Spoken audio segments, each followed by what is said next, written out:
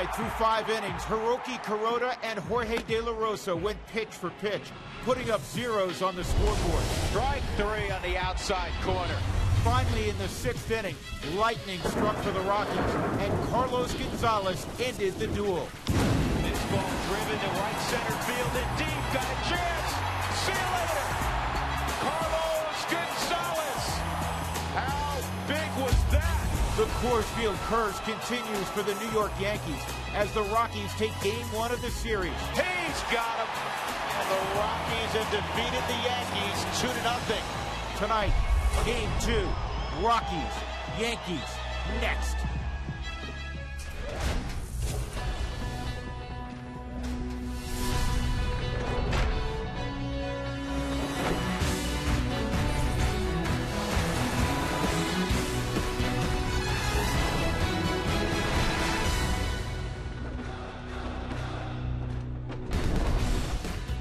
Welcome to the Mile High City for the Subaru Series presented by Mike Shaw Subaru. A little inclement at Coors Field tonight, but nothing the Rockies haven't dealt with so far in April and early May. Game 2 of this series between the Rockies and the New York Yankees. And welcome upstairs, everybody, with my partner, George Frazier. I'm Drew Goodman. Glad, as always, that you are with us. Last night, the Rockies got a 2-run home run from Cargo, and they used a great pitching performance for a nice 2-0 tidy victory. Yeah, and you know what? Even though it was against the New York Yankees, more importantly, it was just a good baseball game. Played very cleanly by the Rockies. The pitching was outstanding with De La Rosa going 6 zeros, handing over to Belial Brothers and Betancourt to close things out. That's the way you map it out when you want to win a game. And last night, the Rockies performed very well in all aspects of the game. Time for an update on Troy Tulowitzki. He is not in the lineup tonight. His condition is improving. Here's his manager a couple of hours ago. Tula feels pretty good today.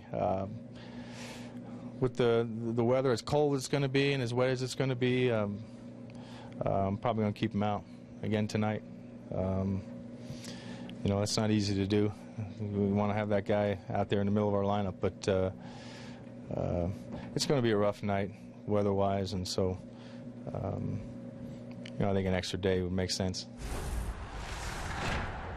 And Troy Tulowitzki, this is earlier today before it rained, was out running his sprints and doing what he's done the last couple of days. So he's out of the lineup for the second straight day, erring on the side of caution. And with the weather as it is, you certainly can understand that. Well, come on, it's May. I mean, it's silly to go out on a rainy night like this and all of a sudden you slip or you stride too far or you dive for a baseball and he's out 30 days. No, thank you. I'll let him go out for a couple of days regardless of who you're playing against, so you can have this bat in the lineup for an extended period of time. This is a smart move on Walt's part and on Tulo's part. Yeah, but it's a fist fight. He wants to be out sure there. He wants to be in the lineup. He wants to be part of things, and he obviously is off to a tremendous start this year. When we come back, Jeff Hewson will break down the big swing of the night from yesterday's ball game.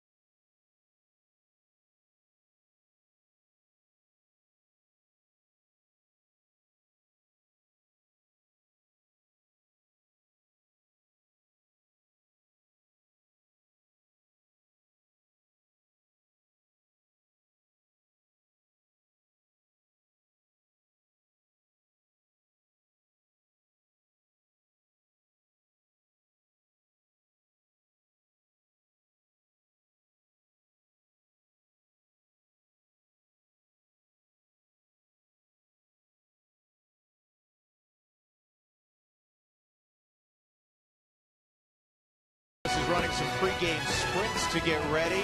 He has had a tremendous week, hitting well over 400, and the Rockies are in a good place when Cargo is going well. Welcome back. I'm Drew Goodman. Carlos Gonzalez last night on a 3-2 pitch left the yard. A 2-0 victory ultimately for the Rockies. To break down his at-bat against Hiroki Kuroda, here's my other partner way out in center field, Jeff Houston. Jeff? All right, Drew, thanks a lot. I'm out here in center field. And I want to go back to a point in the ball game last night, and that was the 6th inning and Carlos Gonzalez's at bat against Hiroki Kuroda. Carlos is at a 2-0 count right now. Kuroda tries to throw him another fastball, 91 miles an hour. This pitch is just a little bit away from Carlos. Notice how far his hands are extended away from his body. This is still a ball that he could drive to left center field, but he fouls this one back.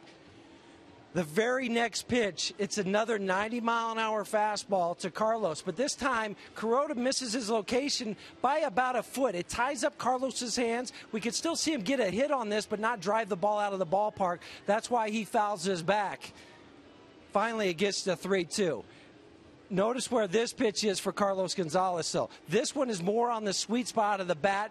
The head's following the barrel of the bat. The hands are in a nice hitting position. This is the one that he drives out to right center field for the 2-run home run that put the Rockies ahead. And I'm asked many times throughout the course of a season, what's the difference between a guy that is a below average to just average major league hitter or one superstar like Carlos Gonzalez? It's the ability to hit a mistake. And when you give a guy 3 times to hit a pitch, he's not going to miss it the 3rd time, Drew.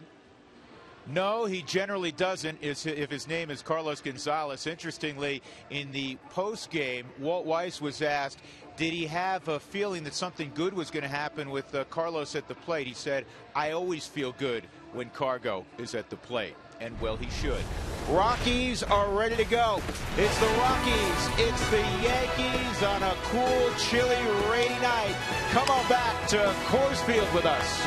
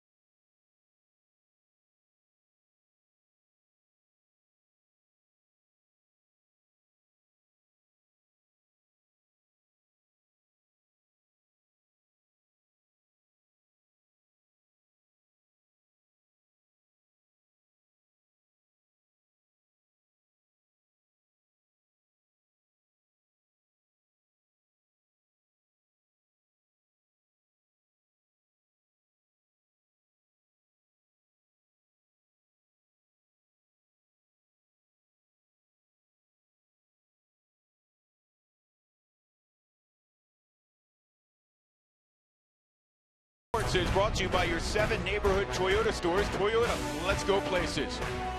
By CenturyLink, your link to what's next. And by Southwest Airlines. Find our fares online only at southwest.com. Temperature in the mid-40s tonight. Unfortunately, this has become ordinary for the Rockies this spring as Juan Nicasio jogs to the mound. They've dealt with snow, they've dealt with rain, they've dealt with temperatures in the 20s, in fact in the low 20s. Brett Gardner will lead things off tonight for the Yankees. We saw him in the ball game late last night. He had a couple of at-bats. He can really run.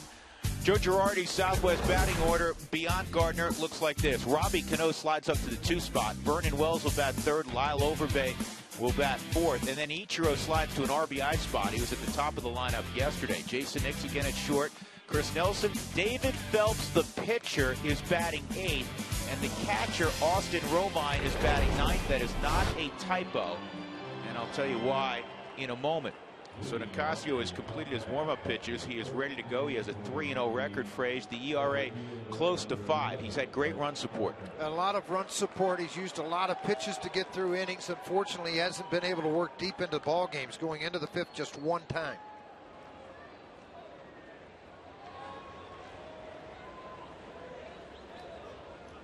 So the field actually looks great. It did rain a good portion of the late afternoon. Neither team took batting practice out on the field, and the first pitch of the ball game's in there, strike 1. Let's take a look at today's Farmers Insurance game plan. Frage? Well, I think take me to the 6th. That's plain and simple. He works himself into the 6th inning. This club's got a chance to win. I know he's 3-0 right now. Their earned run average near 5. The walks have been a problem. 15 walks and only 20 strikeouts for a guy that was a strike thrower, a premier strike thrower at the minor league level.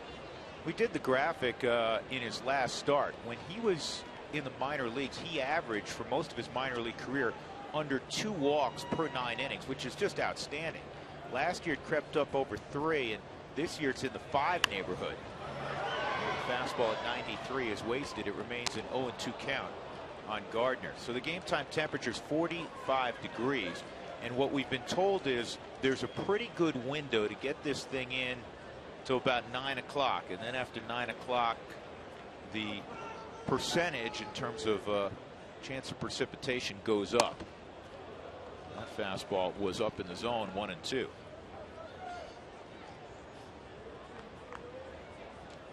Yankees are sitting in 2nd place in the American League East behind Boston. Rockies in 1st in the NL West, and this is a flare dumped into left, a base hit, and Gardner can really go. He takes a wide turn, but out of respect for Cargo's arm, he shuts it down. So a bloop single, and Gardner's at 1st. Well, he fouled off an awful lot of fastballs, and then this fastball got on his hands pretty good, but he got his hands inside. Mike Shaw, Subaru Supermo, look at how his hands stayed inside to get some good wood on the bat, on the baseball, and just flare that ball off, fight it off. What he's trying to do ends up with a single. And that'll bring up Robbie Cano. Now, last night the Rockies earned their first shutout of the year. One of the things the Yankees were able to do on offense, they had only 4 hits, but they had 4 stolen bases. That was the combination of De La Rosa, who, even though he's a left-handed pitcher, can be slow to the plate, and Torrealba. And Torrealba does not have the pop times, George, that Rosario does. Willeen Rosario behind the plate tonight. Well, Willeen Rosario coming into this ball game has thrown out 45, a little over 45%. He's going first pitch. The throw to second. Safe. Must have gotten a hand in. And Reed Brignac is going to question second base umpire Tom Hallion.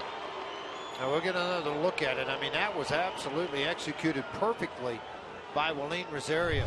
Now watch Rosario as he gets a hold of this baseball. Good footwork, cleared that left side. The snap throw down to second. We'll see if that hand gets in before the glove comes down, and it does. And a very good call by Tom Hallion. 5th stolen base for Gardner, who in his career has been successful 81% of the time. Joe Girardi saying we don't have the big boppers, we're going to run. Jeff Houston is down field level once again for us. And Huey, even with the combination of Nicasio, who throws very hard, and Rosario, who has a plus arm behind the plate, he didn't waste any time. Well, no, they're trying to get the jump early. We saw it last night, as you mentioned, 4 stolen bases for them, but they're just trying to do something to jumpstart this offense. Last night, just the 4 singles and try to get a guy into scoring position right away. And Cano fouls it back. 1-2 on Robbie Cano. I see Huey, forgive me for this, but you've changed up umbrellas, I've noticed. Yeah. Well, I have a root umbrella, but I have to give this one to Jenny because she's sitting here and she let me borrow hers last night. The good folks at 9 News gave me one, but more importantly, the Rockies did. So Jim Kellogg, Nick Byburn, they said, hey, you need a Rockies one, so I'm going to use this one tonight for another W. There you go. I know you've put the leopard one in a safe place. Yeah, so. I'm waiting till that 9 o'clock window, as you said. I'm not pulling it out until then. Jeff, I am going to give you some good direction tonight. If it starts to rain, come upstairs. Okay. Well, I have to check with our producer, Mike Fox. Mike says no, I have to stay out here. But heck, last night I just finished the game. It was nice to be back down here in all the elements. It's not, now just give a weather report. It's not raining right now. No, it's not raining. It's actually a better night as far as less wind than it was last night. It's not a bad night to play as long as the rain doesn't come back. 1-2, and that's down. That was a changeup. 2-2. This has been Nicasio's issue, Frage, in that he can get himself to 0-2, 1-2 counts, 2-2 counts, and then you see an inordinate number of foul balls. Well, because he doesn't have the swing and miss slider or changeup yet, and that's still something being developed. Some nights it's a blowout, just a great slider, but there's inconsistency there, which allows the opposition to find a lot of pitches off. Toughest out in their lineup, Cano, and that's just off the plate, and it's 3-2. Not by much. And this is why we talk about Nicasio with his fastball. A lot of times, not established hitters will swing at that pitch.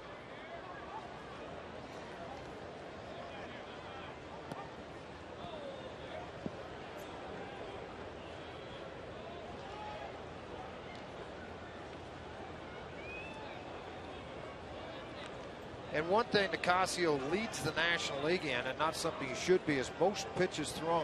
And this is with 5 or more starts in an inning. 19.1. Jeff Francis right behind at 19. And of course, Roy Halladay, quick recovery to you. Clayton Richards, high pitch counts. You'd like to be in that 14 to 17 range. In the air to left field, Cargo, with plenty of room, makes the catch. Gardner returns to first, one gone, and that'll bring up Vernon Wells. Let's take a look at the Rockies defensively. Brought to you by Excel Energy. We bring you the energy you need so you can live the life you want. Visit responsiblebynature.com to learn more. Dexter's in the middle of Cargo and Michael Kadire. It's Nolan Arenado at third. Tonight, Reed Brignac will play for Tulowitzki. Herrera was there yesterday and had a good ball game. It's Rutledge and Helton on the right side, and the aforementioned Willeen Rosario's behind the plate. Vernon Wells held hitless last night, and again a big tip of the cap to the job that Jorge De La Rosa did. 6 shutout innings, and then the bullpen continued on from there. Matt Belisle, Rex Brothers, and Rafael Betancourt. Well, not to take anything away from the bullpen, but it's nice that De La Rosa got the win in that ball game instead of a slap on the back and an attaboy.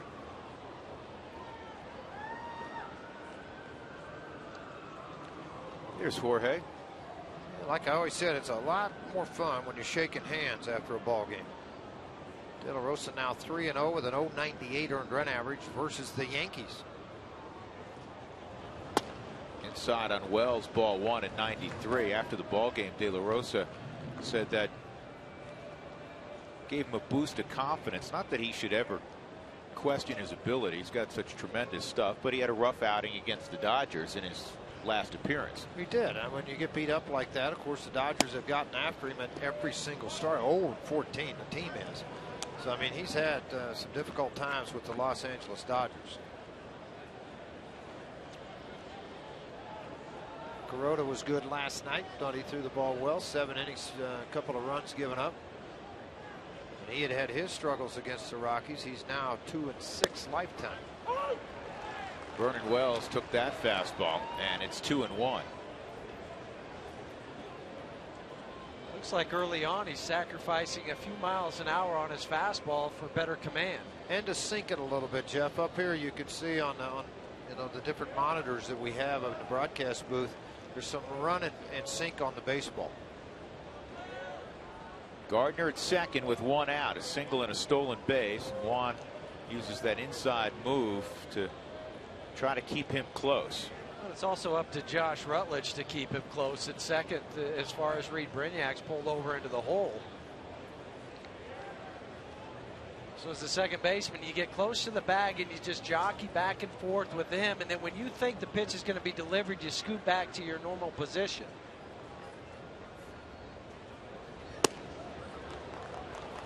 And the reason they set up defensively this way is because of the 30 hits Wells have, 26 to the left side of the infield and the outfield. So, you know, as defensively, it's easy for you to pull yourself over at short third and even a little bit center with Dexter Fowler. He's playing straight away now.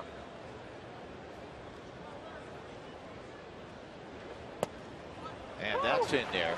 Didn't give in on a 3-1 fastball count. He threw him a slider, so it's a full count now on Vernon Wells. Confidence of your catcher to call a pitch in a crucial situation when it is crucial, because you got a runner in scoring position in the heart of their lineup.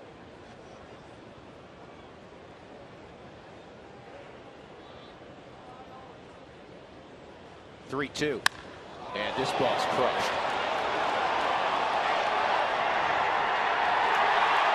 Two-run home run, Vernon Wells, his 7th of the year, and the Yankees off to a quick start, 2-0.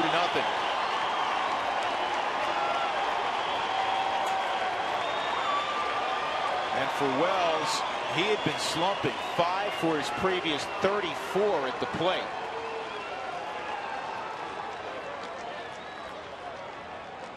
3-2 count on a 3-1 pitch. It's a slider.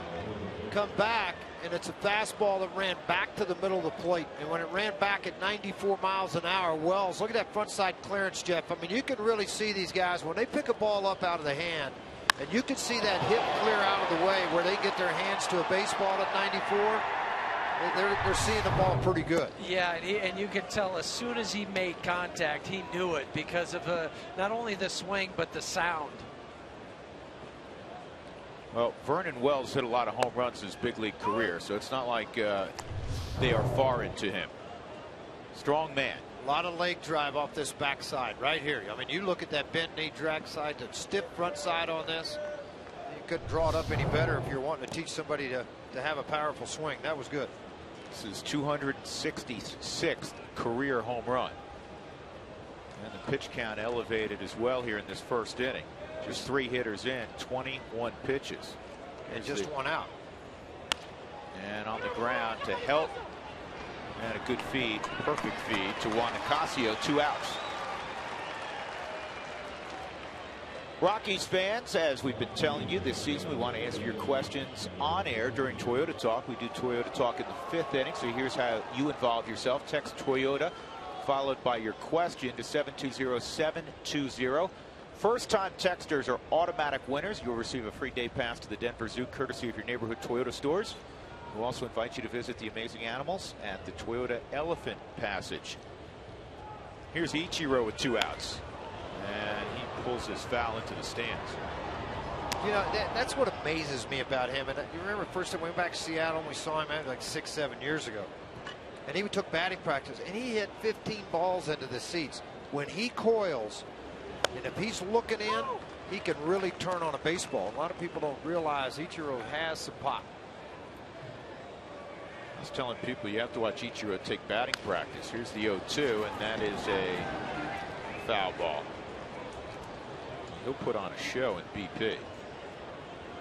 Reminds me of Wade Boggs. I've said that before in that fact that both these guys could hit 30-plus home runs if they wanted to, but they're more worried about their average and making sure they don't sacrifice that. Ooh, just missed off the edge, and it's 1-2. Amazing to me how he takes that pitch. I mean, I understand, but that ball's right on the corner, just off of the plate, about knee high, right where he likes it, trying to go in and bust him hard.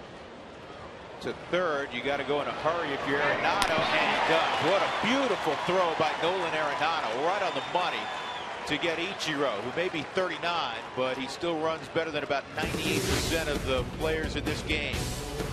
2-0 lead for the Yankees on the 2-run shot by Vernon Wells.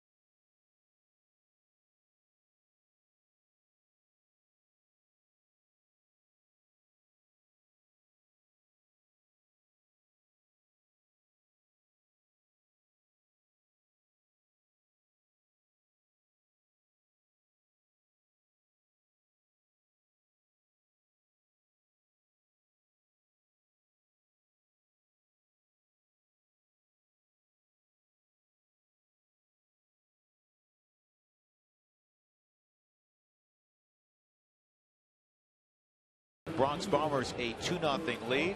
Last night, the Rockies left fielder provided the Rockies a 2-0 lead in the 6th inning, which ultimately was the final score. Dexter Fowler will lead things off against right-hander David Phelps. Here's the rest of Walt Weiss's batting order presented by Southwest.com.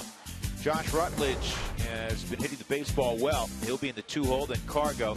Michael Kadire will bat cleanup. Willeen Rosario 5th. Helton slides to the 6th spot. Then Arenado, Reed Brignac, and Juan Nicasio. Well, David Phelps making just his 2nd start of the year, George. He was working in long relief. Well, he is, and that's kind of what he is. So he's filling in, obviously, when Nova got hurt.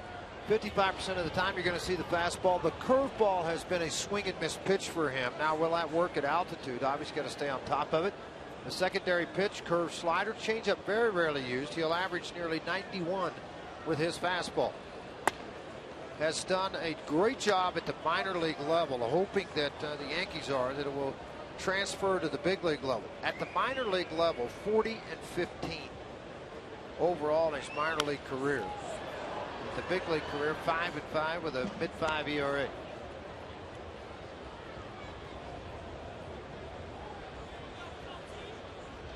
Joe Girardi last Friday managed his 1,000th career game as a manager of the Marlins. 6 years now as a skipper in the Bronx. Good curveball. 1 ball and 2 strikes. Now looking right out of the hand, you can see the knuckle curve. See how that knuckles up on top of the baseball to create spin? You can really see it on a Mike Shaw Subaru Super Bowl. Dropped it right into the lap of Romine. Good pitch. The last guy for the Yankees that I know of that threw a knuckle curveball was Mike Mussina. It was pretty good for a long time.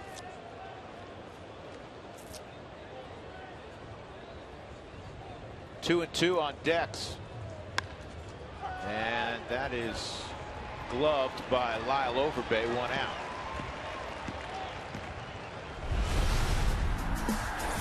Excel Energy presents the Yankees starting defense. And in the outfield, Brett Gardner will play center. Ichiro was in center initially last night. He moves to right. Vernon Wells in left. Chris Nelson, Jason Nix, a couple of former Rockies on the left side. Cano, along with Overbay and Austin Romine. When Francisco Cervelli got hurt recently, Romine came up from Scranton Wilkes-Barre. Rutledge takes ball 1. He's had a hit in 6 of his last 7. 400 batting average during that span. He's raised the overall average to 252.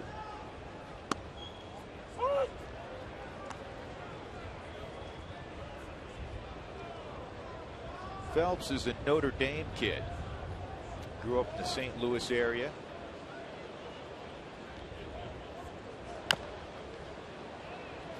They've had some pretty good pitchers come out of there. Just a few. Jeff Samardzija. That's a pretty good one. Throwing the ball well for the Cubs. They don't give him a lot of run support, but he's throwing the baseball well.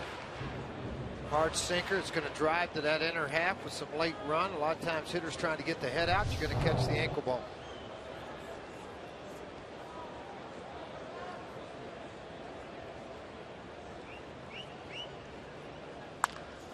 On the ground, and a good play by Overbay. And they get him at first. Phelps got the spikes down before Rutledge. That's a good play by Lyle Overbay. Well, and late coverage by Phelps, too, because you have a flyer at the plate coming over to scoop the baseball. Got to gather himself now and make the strike, throwing the ball across his body. He does get there just in front of Josh Rutledge, really trying to stride out those last steps, and only by half a step does he get him. 2 outs, nobody on. Here's Cinco.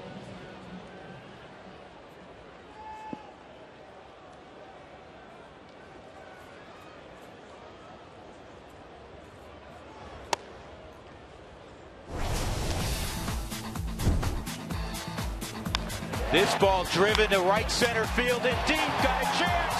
See you later. Carlos Gonzalez. 2-0.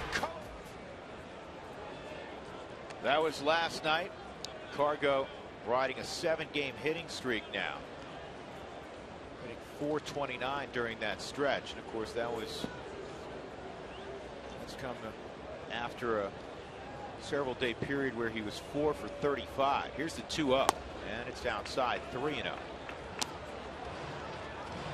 .313 average with 13 home runs, 36 RBIs, covering 67 ball games in interleague play. Pretty good numbers for Gonzalez. And since 2010, even better, he's hit .352 against American League clubs. 3-0's in there, it's 3-1.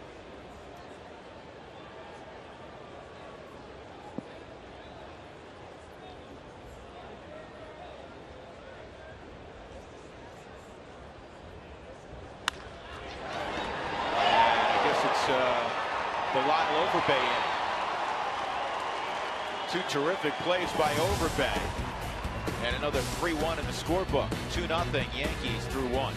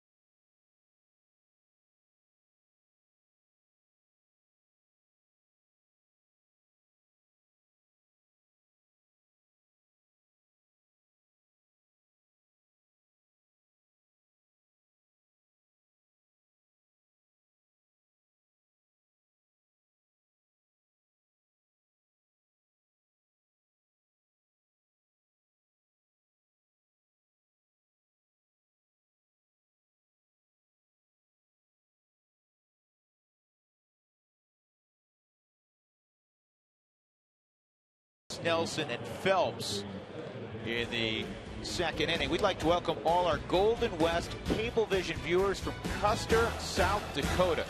We at Root Sports thank you for watching the Rockies. Visit our Facebook page at facebook.com/RootSportsRM so you can tell us your favorite place to root for the Rockies. Custer, South Dakota. Spent the All-Star break in beautiful South Dakota, the Black Hills. Got great directions from Doug, George. I bet they were. Is that where you had to back the RV down the hill? Yeah. I remember all that, so I just thought I'd bring up, the backing of the RV down the hill. We didn't. Yeah, it's enough trouble with just a car. Yeah. Those directions were fine. Yeah, the tunnel was a little too small for the RV.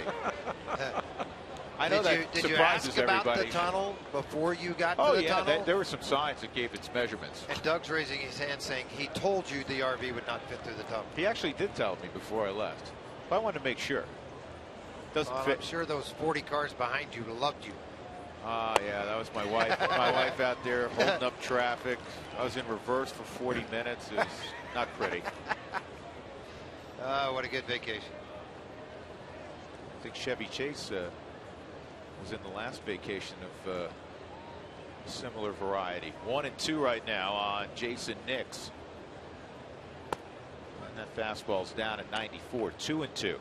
Nix hitting 6th, and then Nelson Phelps, the pitcher, remember hitting in the 8th spot, and then Austin Romine.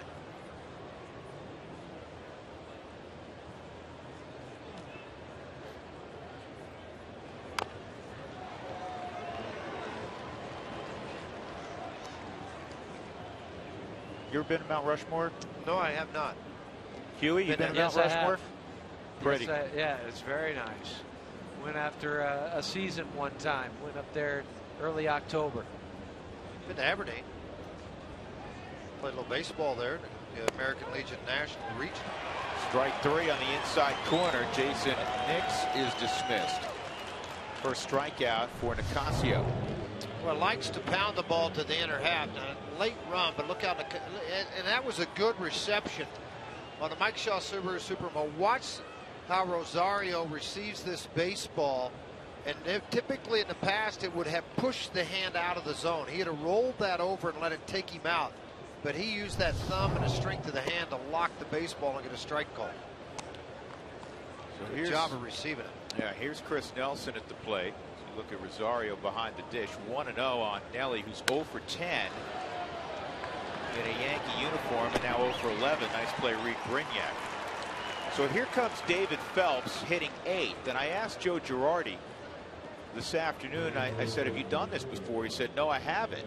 You know, Tony La Russa used to do it on a fairly regular basis. And the reason he's doing it is that he said if the Rockies later on in the ball game wanted to bring in one of their 2 outstanding lefties, Brothers or Outman, he said, and I wanted to pinch hit Hafner, let's say, he goes, I'd have 3 lefties in a row. And obviously Hafner's his big guy off the bench, Huey. So it would be Hafner, Gardner, Cano. And that makes sense, having him explain it that way. For one game, but not to continually. I've never quite understood the putting this pitcher in the 8th spot, the other guy in the 9th spot on a continuous basis. The only reason I heard Tony La Russa say one time, for this very reason here, I've got a pitcher ending it, and I've got a position guy starting the next inning. It seemed like it came up that way an awful lot. That's why Tony did it. Strong inning in the bottom of the order for Juan Nicasio. Middle of 2-0 Yankees.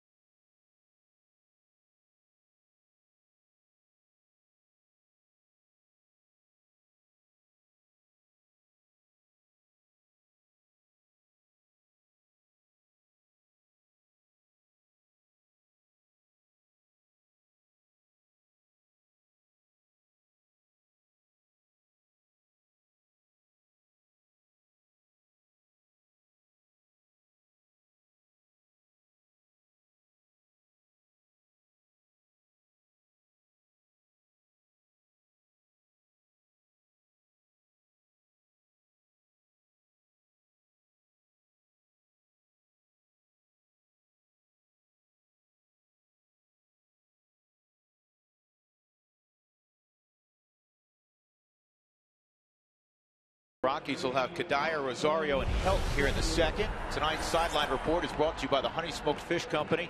Secrets in the fire. It's a ready-to-eat superfood. Here's Jenny Cavnar. Jenny, listen, don't get anybody with a pie in their face tonight. Don't set anybody else up, all right? I'll try to. All I'm going to do right now, Drew, is set up a reunion of sorts for you. It's pretty early in Nolan Arenado's Major League career, just a week and a half in to have one, but he's having one this series with Yankees catcher Austin Romine.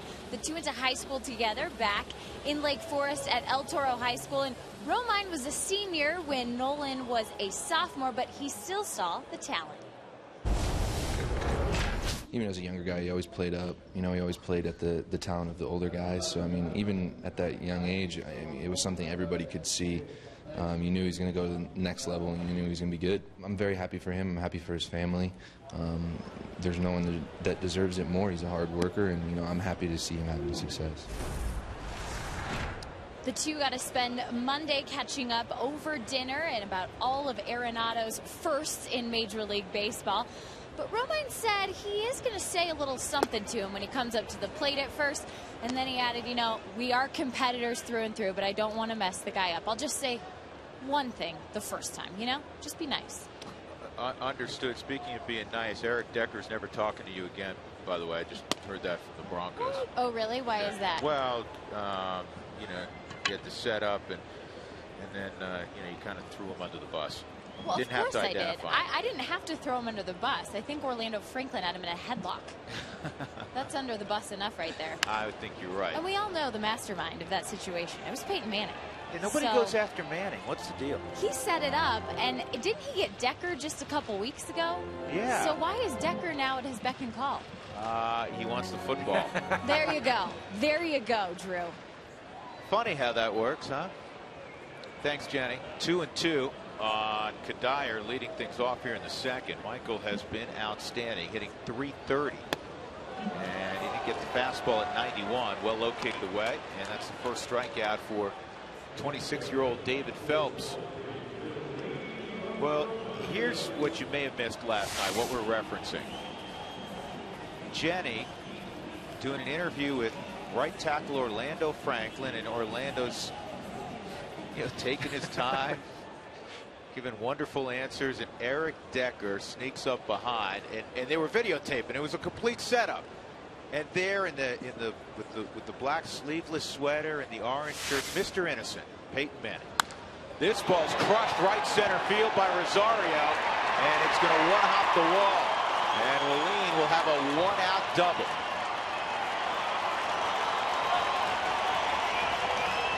Double number 5 for the Rockies catcher. Well, when he's good, it's right center field, and he had struggled lately with that type of a swing. A lot of pull shots. He's had some line drives hit right at it. For his last 33, the Rockies are with runners in scoring position. They hope to change that with Todd Helton here with a one-out double by Willeen Rosario. That ball was smoked into right center field. Now, Willeen was just 1 for his previous 12. That was good to see. Here's Todd, and that's outside, ball 1. Helton last night was 1 for 3.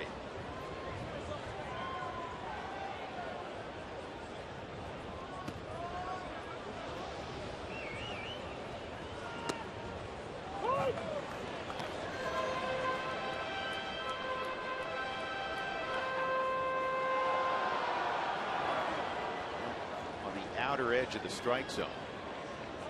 See on the 4th strike zone. Great numbers, runners in scoring position thus far in 2013 for 17, and that's inside. 2-1 on Todd. Who wants tacos? Remember, when the Rockies do score 7 or more during any ball game, go to participating Colorado Taco Bell locations the next day between 4 and 6 and get your Rockies taco special. One thing Phelps has done a very nice job of is both inside, back outside. He hasn't repeated pitch or location. Helton in his career with runners in scoring position. Listen to this number, 330. That'll work. You think about that, that's amazing. Career began in the second half of 1997. 3-1. And this ball's crushed. High and deep right field. Get up and get out. We got ourselves a tie ball game. Helton's second jack of the year.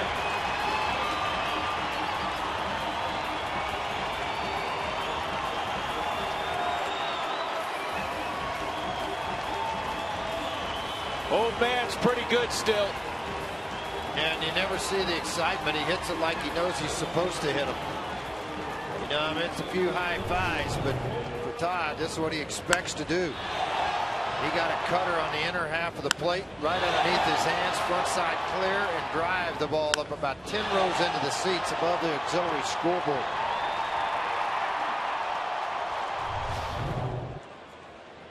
Here's Nolan Arenado, and he takes a breaking ball for a strike. What a pretty swing. See that ball cut right to the inner half. And with Todd, that is something that you really like to get the extension if you're left-handed. And a jam shot to second, and Arenado's retired. 2 outs. For Helton, career home run number 356. He moves out of a tie with Greg Vaughn for 81st on the all-time home run list into the 80th spot, actually the 79th spot, all by himself. Now he's chasing Carlos Lee, El Caballo, and the former Yankee great Yogi Berra. Reed Brignac appeared last night as a pinch hitter, 0 for 1.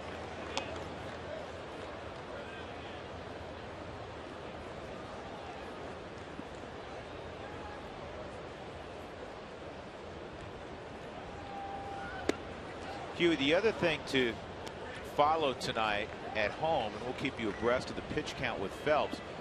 This again is only his second start. He's working long relief, so it's not as if he's going to be out there for 105 pitches, even if he's effective. No, he's not, and that's what Joe Girardi and Larry Rothschild were talking about before the game. They had to keep an eye on Phelps in this game. And it's not just the pitch count. Are the pitches starting to be elevated? Is there less velocity, less movement? All those things that, and the hitters will also tell you, how's he throwing? The most pitches he's thrown in a start or an appearance this year, 87. That was on May 1st against the Houston Astros. He's sitting at 30 right now.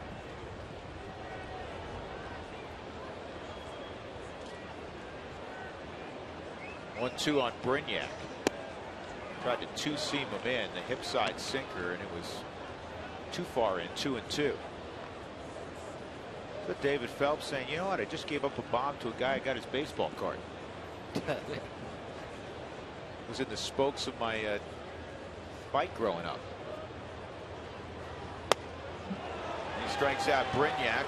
Good inning for the Rockies. Double by Rosario. Home run by Todd Helton. And the Rockies are all even with the Yankees, 2 apiece as we go to the 3rd.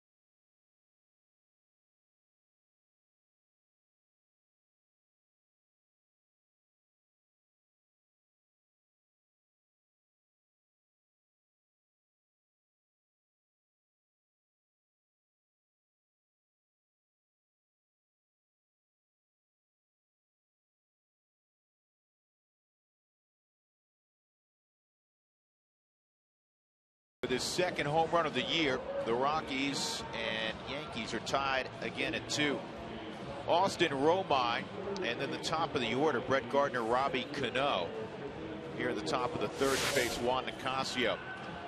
Here's tonight's injury report brought to you by Connect for Health Colorado. Troy Tulowitzki available tonight, and quite frankly, if it was not as cold and as inclement as it was this afternoon, and the predictions for later on may include rain, he'd be playing tonight, according to the manager, Walt Weiss. They did an MRI on Monday. It revealed slight inflammation and a slight groin strain. It is not, and I repeat, not where he had the surgery a year ago. And so the Rockies and Troy viewed that as a very positive MRI. Well, and the other thing, take into consideration, when you dump the tarp, this whole area right back here stays wet. It takes a while for that to drain out. So you think about going back on a ball, you put your heel, you slip out there. There's no reason for that. One good thing about Nicasio thus far, Huey, he's pounded the strike zone. Well, and that's a good thing. 27 strikes out of 41 total pitches. So that's good. He just need to have a quick and efficient inning here to help that pitch count stay a little lower. Here's one of the issues, and both you and George have talked about it. He doesn't truly have a swing and miss pitch yet. The league average for swings and misses on strikes is a little above 9%. That was a great slider with depth. 9.2% to be accurate. But his percentage is just 7.2%. One more look at this pitch on the Mike Shaw Subaru Supermo. You're going to see it's a slider, but a slider that didn't break a whole lot till it got right to the very end. But already down in the Rockies bullpen, Escalona has already started to throw there. So you don't know if maybe it's a deal where he's just starting to get loose into the bullpen. A lot of times they'll do this in anticipation, knowing they're going to might be in the ball game 3 innings from now. Yeah, and George, maybe that's what it is, because right after we showed the picture of him tossing the baseball with Bo McLaughlin, he shut it down. Shut it down, walk down in the side. It's his turn to be up first tonight in that role of carryover for the pitcher. So if that is the case, he's testing the arm to make sure. And a lot of guys will do that. I know when I was working the middle innings, I would try to play catch with the outfielder. I wouldn't let the bullpen catcher go out. I would go out and try to play catch with him to get my arm loose and then put a jacket on and keep it halfway warm. 0-2 on Brett Gardner. He dumped one into left field his first time up. There's that slider. Gardner didn't offer. It's 1-2. But Huey, that's pretty considerable. That 9.2% swings and misses is the league average on strikes, and his, despite great stuff, is just 7.2%. Well, I think part of that goes back to the number of times he throws his fastball, right around 75% of the time. So hitters are going to get on that fastball. And that was a case here. As 94, it was up. But if you see it enough as a hitter, you start to get that timing down. That's why I think if he throws more sliders, then he would get more swing and misses, because then it would make his fastball better.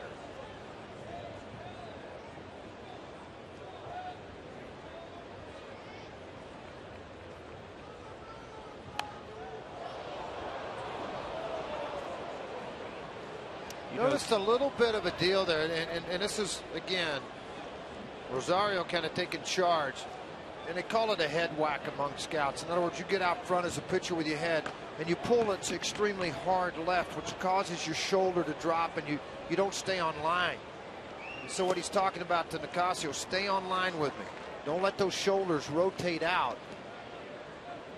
Well, it's like a hitter that pulls his head. Same thing. Exactly.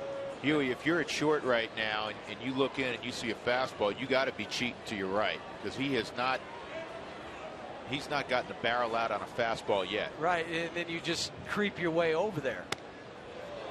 Well received by Rosario, but it's just outside. And what you're looking at is, watch this part up here. Does it stay on line with this front shoulder coming into the home plate area? And does it hold long enough that this doesn't constantly spin out, which causes you to drop an elbow? I mean, this is ridiculous. I mean, just what Jeff's talking about. Fastball, fastball, fastball, and yet there's not enough swing and movement in the slider that they're not able to foul that off either. I mean, it's a great at bat by Gardner. I mean, it's just exactly what you want a leadoff guy to do, is fight this as long as you can. And again, another foul ball. And this has been what we've seen with Juan through his first 6 starts. And this also elevates your pitch count, obviously. 52 pitches with 1 out in the third, and he loses Gardner. 11 pitch at bat. That's a tremendous at bat by Gardner, and he's on again, and he went first pitch against Nicasio when he singled back in the first inning. Well, Nicasio frustrated with the fact after all those pitches being fouled off. I mean, he's mad at himself on the walk because all he did was pound that zone with every pitch, and they just keep fighting it off and fighting it off. So that'll bring up Robbie Cano with one out. Umpires tonight, outstanding young umpire Chris Gaccione. He's behind the plate. Phil Cuzzi's at first. Tom Halyant's the crew chief. He's at second, and Ron Kolpa is over at third. See if we get a throw over to first to keep Gardner close.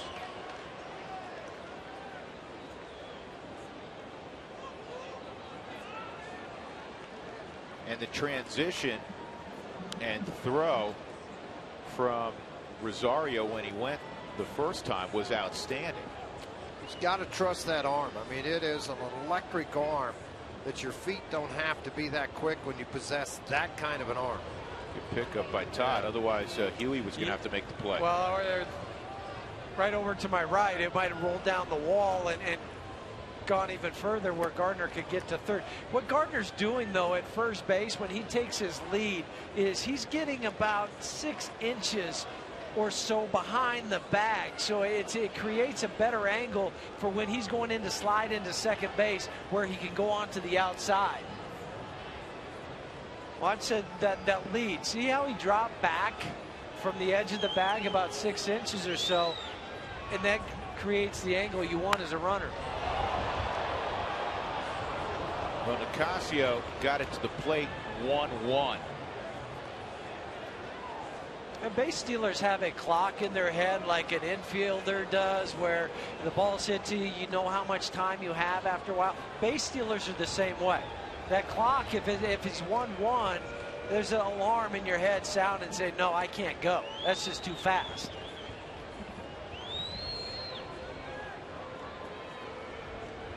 Oh, 0-1 on Cano. They set up away.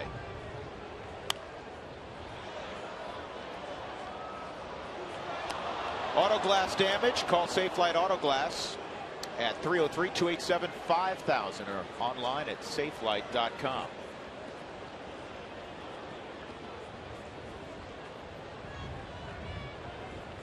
Two-run home run by Vernon Wells in the first.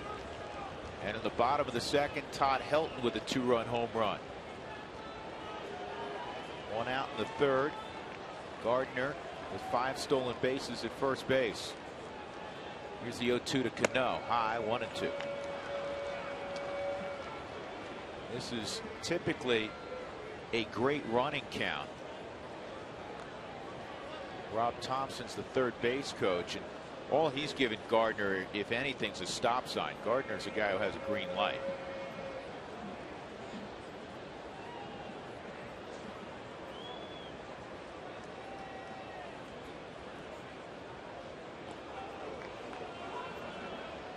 And if you're wondering what the pad is covering his left hand, Gardner had a thumb injury where he was sliding and hurt his thumb. So he's got his hand stuck into that so he doesn't break the thumb or tear the ligaments in that area.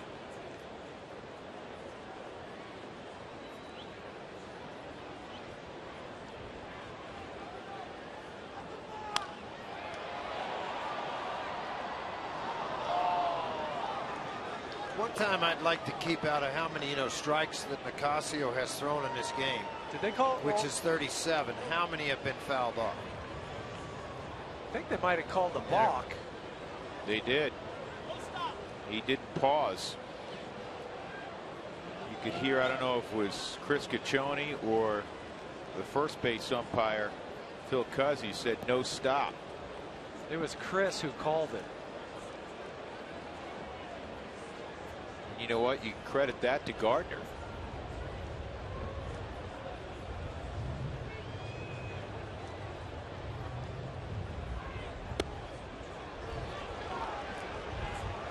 What they want you to do, they say, come to a stop at least a split second before you can go to the plate. And if you have a continual movement and it's a bounce like that, where you bounce the glove up, then that's not a stop. considered a stop. He's trying to change the rhythm of the game a little bit. And the plate going to the plate.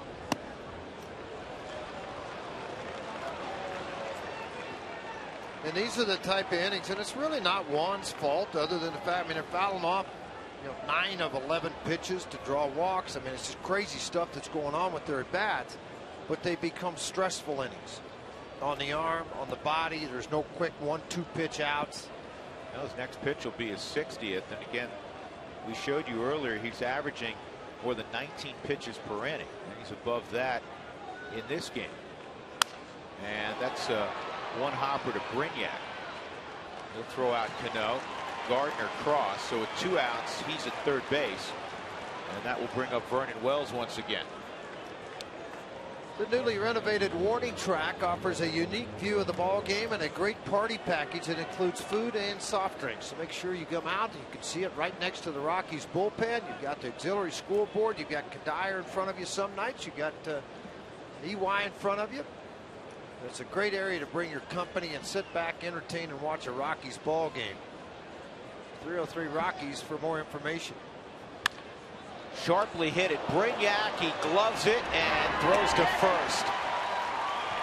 Hit on the butt by Vernon Wells. No harm done in the third. 2-2.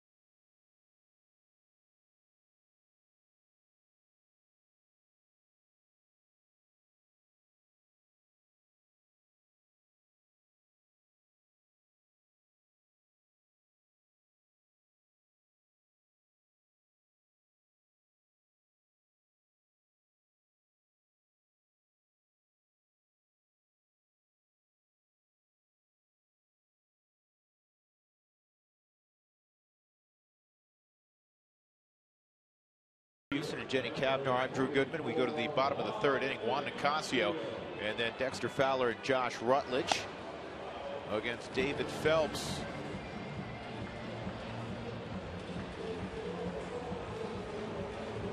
Rockies have won 5 consecutive ball games against the Yankees here in Denver. Overall, they're now 6-7 against the Yankees.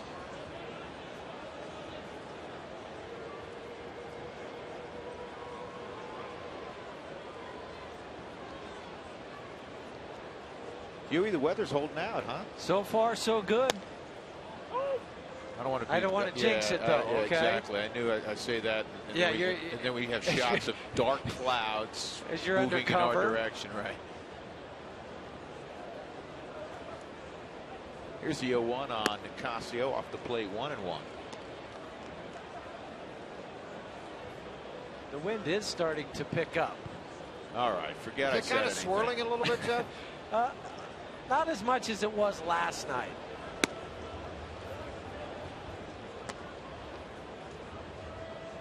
Last night it was more, it was coming in this way, going that way. Tonight I can just kind of feel it coming off to the really right out of center field, and it just picked up within the last 5 to 10 minutes. Well, and now you have to be very happy tonight to see you Listen to my 5 P's that my high school coach, Dick Birmingham, told me my freshman year.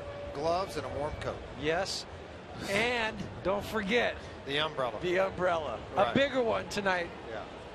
Courtesy of the Rockies. Thank you again. Strike 3. Third strikeout for David Phelps.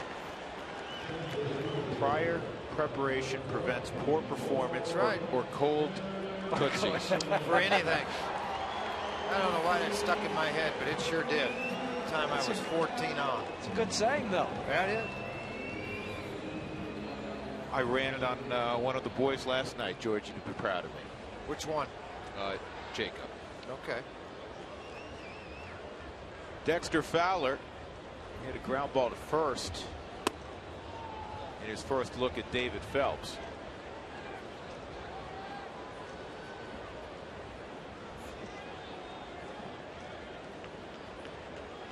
Only 2 Rockies had ever seen Phelps. Reed Brignac 0 for 1, and Yorvit Torrealba. Yorvit not catching tonight. Yorvit actually 2 for 3, including a home run against Phelps. 3-0 on Dexter. Tied for the club lead in walks with 17, along with Carlos Gonzalez.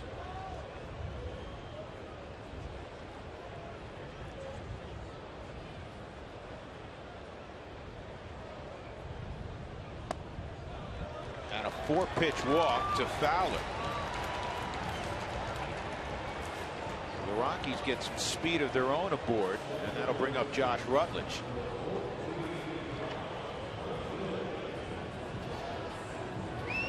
You played more than 10 years in the big leagues. Does it ever amaze you when a guy who's almost 6'6" and has a rather large strike zone walks as much as Dex? No, but it keeps going up each year as he learns his strike zone and knows pitchers, that the walk ratio is going up. And that misses to Rutledge. Rutledge hit a hot shot that was gloved by Lyle Overbay his first time. George, you play with Winfield in New York? Yes, and yes, I did. 3 years. Another guy that was 6'6". Yeah. Oh, big man. And this could be a double play. 6-4-3 on the turn. That's all for the Rockies in the third. Rockies and Yankees 2 apiece.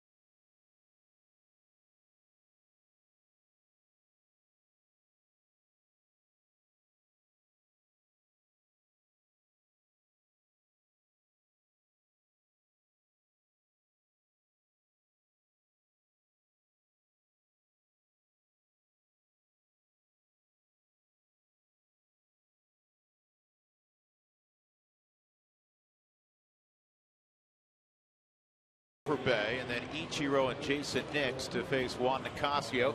Tonight's Cold Hard Fact is brought to you by Frost Brewed Coors Light. Last night, Tyler Chatwood, I don't know if you saw this, for Colorado Springs threw a complete game shutout. Well, how rare is that? You know, they play at over 7,000 feet. There have been 24 Major League no-hitters since the last time a Sky Sox pitcher threw a shutout at home. It was 2003. Corey Vance did it. That's amazing. That's a long time. And Tyler last night, 9 innings pitched. And again, 8 strikeouts, 90 pitches to do it. I believe it was 65 or 70 strikes. I mean, he just wore out the strike zone. Good for Tyler. Absolutely. He's a guy that's made great strides already this year. Overbay fouls it off.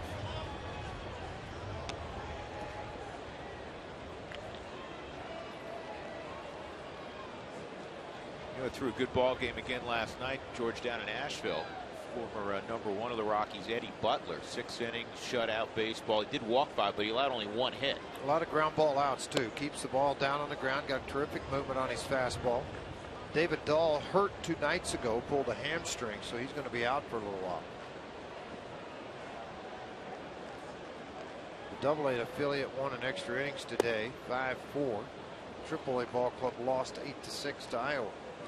Saw Trevor Story from Modesto, who's, you know, had a tough beginning there, had a couple hits last night. Good to see. Well, you know what the problem you run into is when you do get to AA or in a high A and AA, you start running into a lot of older players and guys that may have been in the Cal League a couple of years, going on their 3rd year, waiting to move.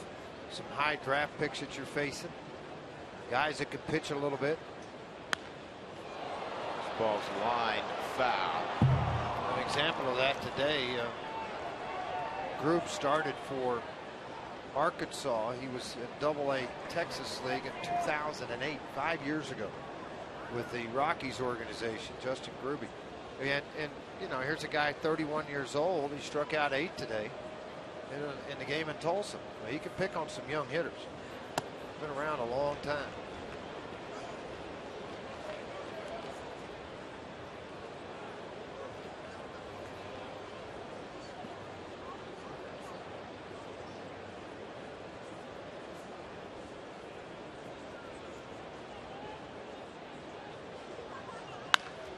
On the ground to Helton, and you're generally out when you hit it in his direction. 1 gone. Ichiro will approach. Register now for your chance to win tickets to Journey with very special guest Styx on July 19th at the Cheyenne Frontier Days. You'll also be entered to win additional concert baseball and championship bull riding tickets at the VIP Grand Prize Sweepstakes. For official rules and to enter, visit cfdrodeo.com/journey. Well, last year went up and did a pregame and postgame show up there. Had a great time. Went up the day before with Tracy Ringlesby, the mayor, the governor, the senator, and the congressman of Grand Wyoming. Marshal. Grand Marshal. He said, "Where do you want to watch the bull riding?" I said, "Man, I want to go down to the chutes." "Okay, come on." Turn the corner and I'm walking, and the guy goes, "You can't be down here." And he sees Tracy, and he goes, Tracy goes, "He's with me." And he goes, "Pick your spot." Went right down with the bulls and the bull riders. What a good time it was. That's a great pitch. 1 and 2 on Ichiro. Velocity and movement. I was up at the University of Wyoming a few times this winter doing basketball, and Tracy took me around a couple of times, and he is the Pied Piper up there. I'm telling you what, I mean, there's a lot of guys in that area. I've been up to watch football games with him when we've had Saturdays off here in September. I haven't made the Wyomania trip yet. I'm going to hold off till a few years down the road.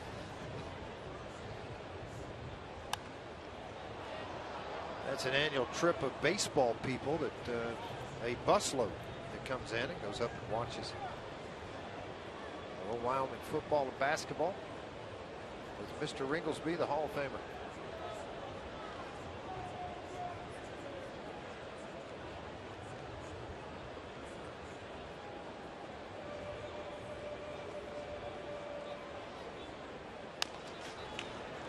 Ichiro, listen to this, fellas, entered the year with 3,884 hits. And he's got 28 this year, so he's over 3,900 hits between his big league career in Japan and his big league career here in the States. The only 2 guys to produce more hits: Pete Rose, of course, 4,256. And the Georgia Peach, Ty Cobb, at 4,191. Officially Ichiro at 39-11. He didn't come over here until he was 20, 27, 28. Sounds about right. Jason Nix at the plate takes ball one. Do you guys remember a couple of years ago, Tulo was talking about, I don't know if it was Rose or was talking about hits, and he said, you know, I've had over 3,000 hits in my career if I go all the way back to when I started playing in Little League. T-ball does not count. Well, and Mom being the scorekeeper doesn't count either. Well, it was hysterical because then the next day they put up the sign over his locker with a hit total. They had calculated from the time he was like 6 years old how many hits he had every year through his minor league career and now his big league career. It's good stuff.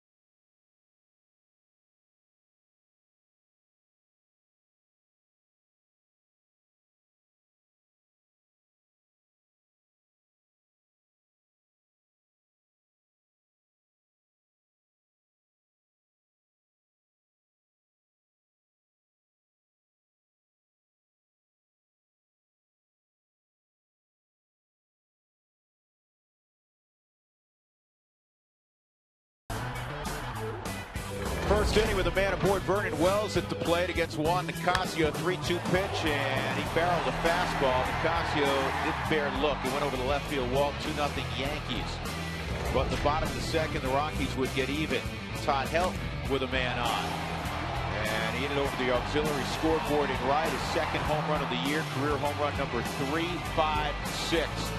And that's where we stand as Cargo steps in here in the fourth inning. Cooney Lexus, where luxury has a new address. Now open in Greenwood Village. Right near I-25 and Bellevue. Cargo's first time up. Hit a hard-won hopper at Lyle Overbay, the first baseman.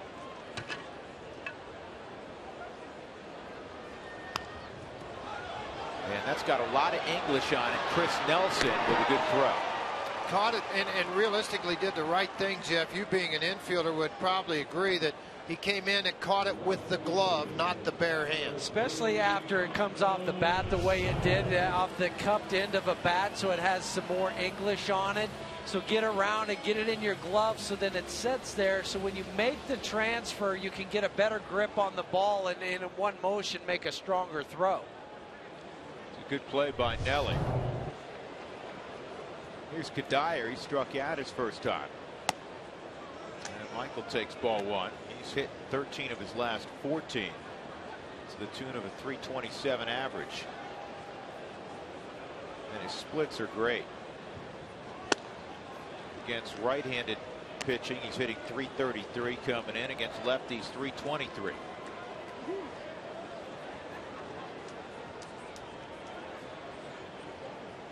(2-0). Ichiro and right.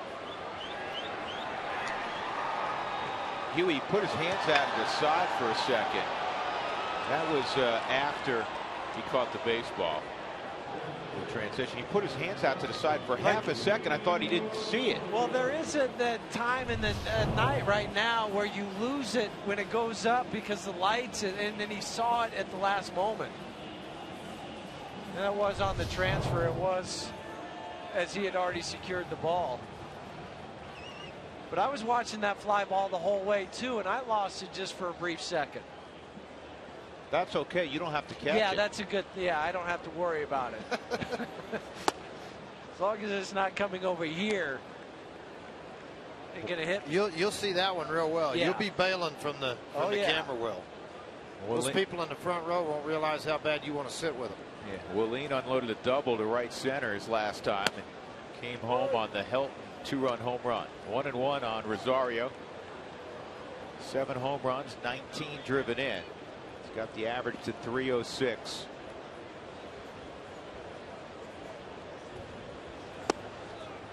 Congratulations to Linda Niddle from Fort Collins. Linda texted pick 3 to us at 720-720 during last night's ball game, and it was randomly drawn as our lucky winner.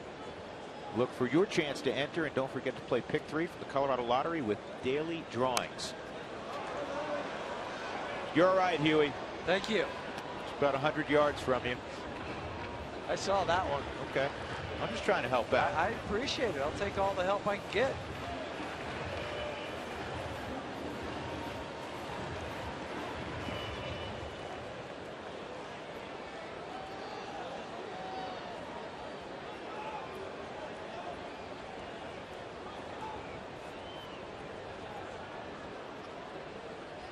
Two runs, 2 hits for the Yankees, no errors. 2 runs, 2 hits for the Rockies, no errors.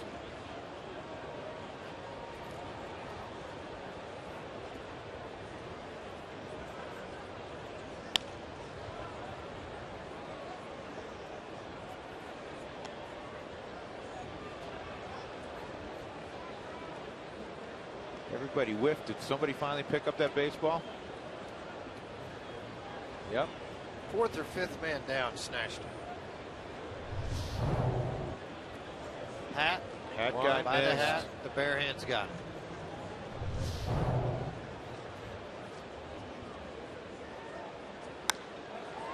And Ichiro is going to have another chance to fight the high sky. Tell you what, for a good outfielder, he didn't look too sure on that one either. 1-2-3 inning for Phelps.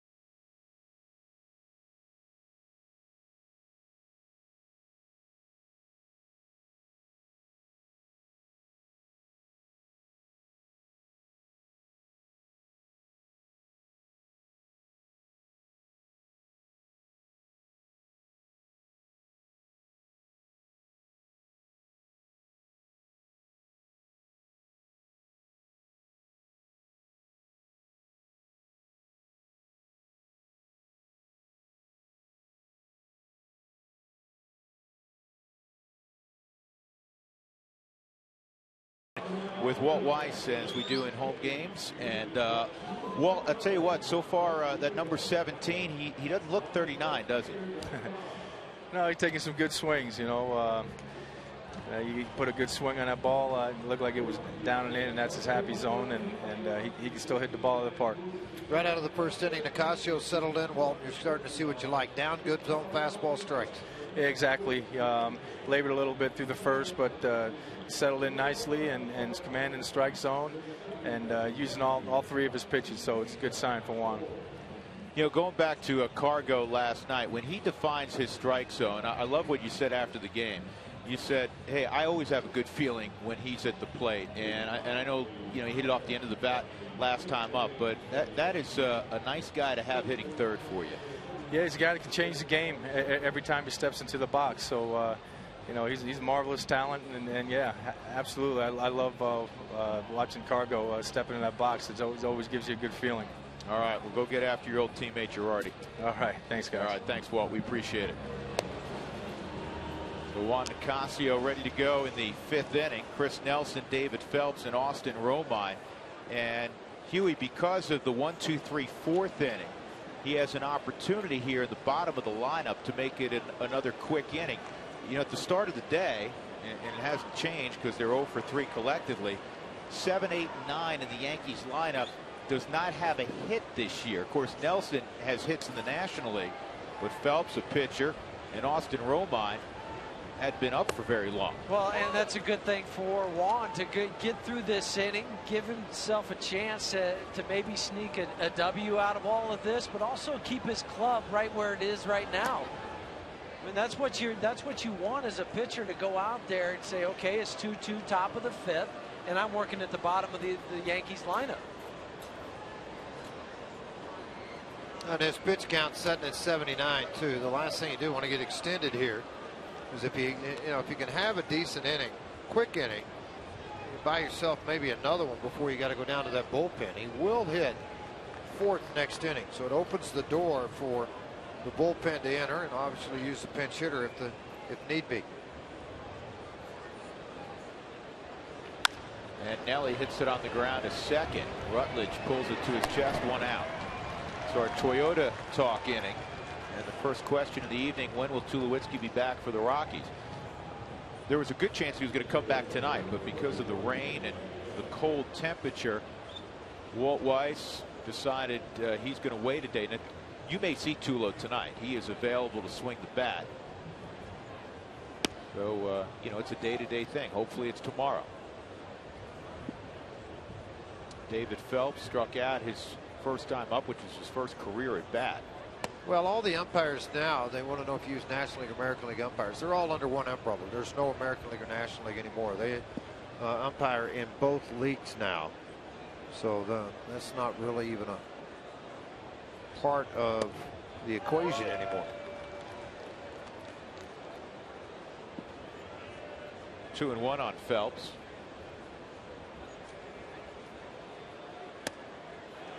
In an emergency, could Belisle make a spot start? Matt Parker. It's more likely it would be Belisle. It would be more likely. I mean, if they couldn't get anybody up here, one of the longer guys, an Ottavino. Probably Ottavino. He's done it more in his career than Outman or Escalona. So, you know, and if that happens in an emergency, say the wildest thing happened, and you know the starter's warming up 5 minutes before a game and pulls a hamstring. Uh-oh, what are we going to do? Well, now we look at Ottavino for 3 or, you know, 60 pitches max, and then you might move it over to an Escalona for 30, then go to an Outman, and then now you're in the back end of your bullpen.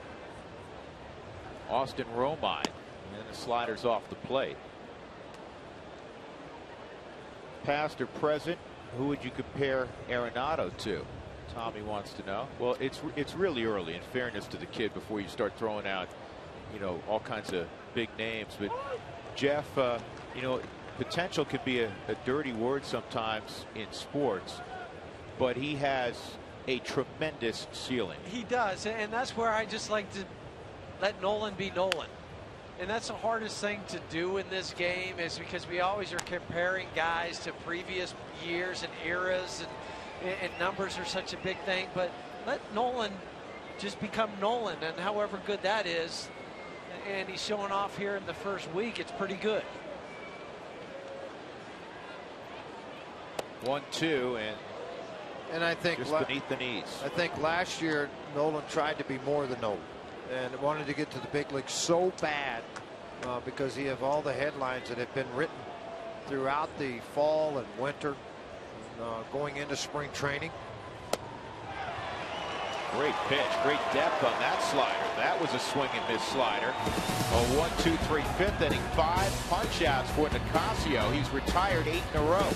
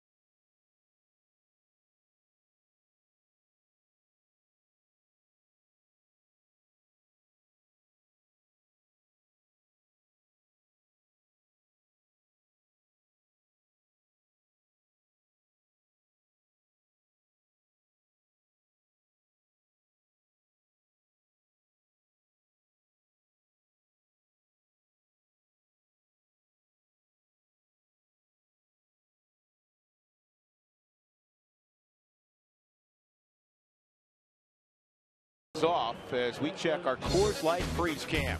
Todd in his first at bat. Got a fastball down and in. He did not miss it. Drove a line drive into the seats over the auxiliary scoreboard right, with Willeen Rosario aboard to tie up this baseball game. Talk about watching the baseball to the barrel. That was a great shot of it. Brought to you by Frost Brewed Coors Light, the world's most refreshing beer.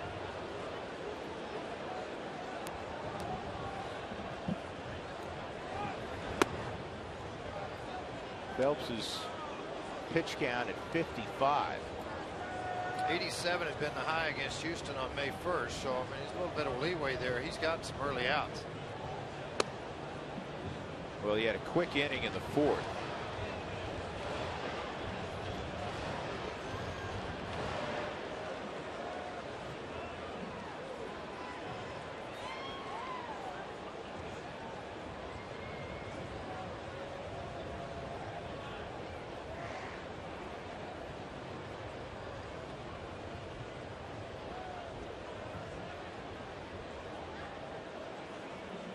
Two-0. Catches his own 2-1. Arenado's on deck, then Reed Brignac. It'll be interesting to see what Walt does with Nicasio. As George mentioned, he's scheduled fourth, and this is on the ground a second.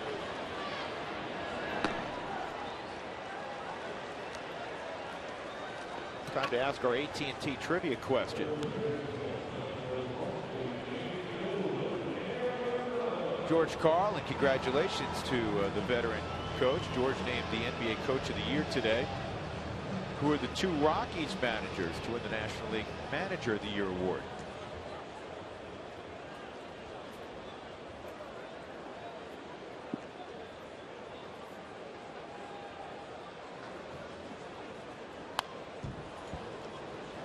Arenado bounced to second his first time.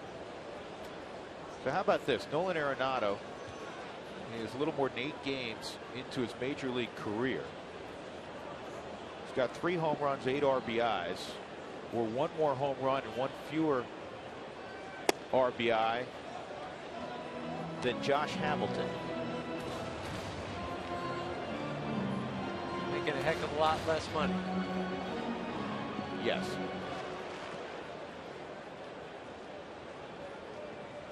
One-one, and Arenado hits it to Nelson.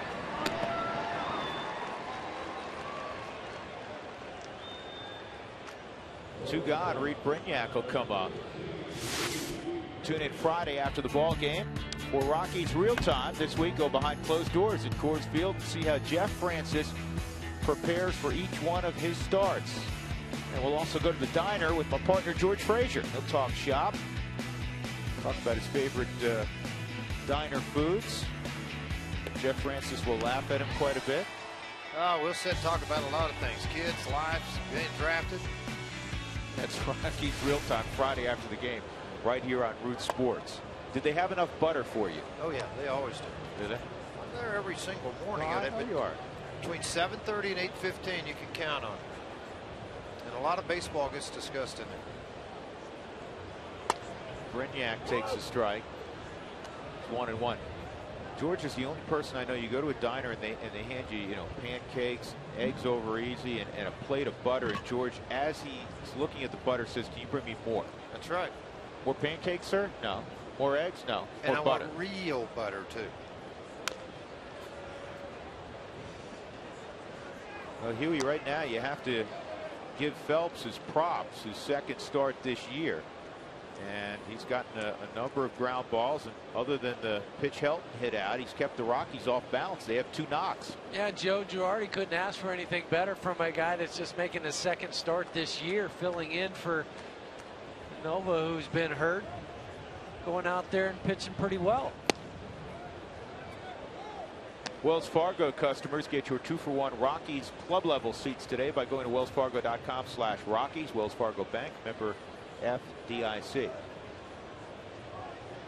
Jordan Pacheco's grabbed a bat. He's on the on-deck circle now.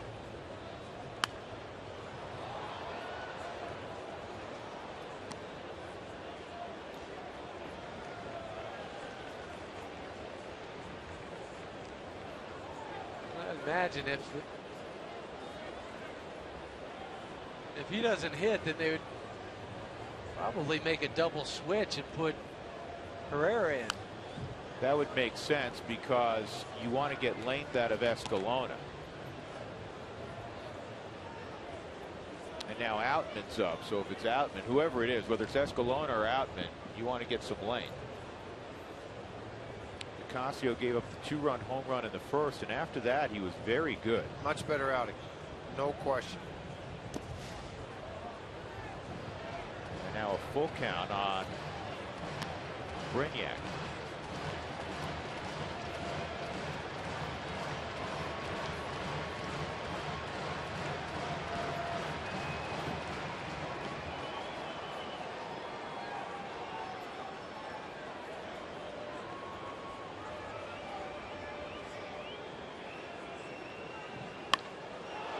Changeup hit to deep center field, but Gardner will get back and make the play. And that's 7 in a row. Retired by David Phelps.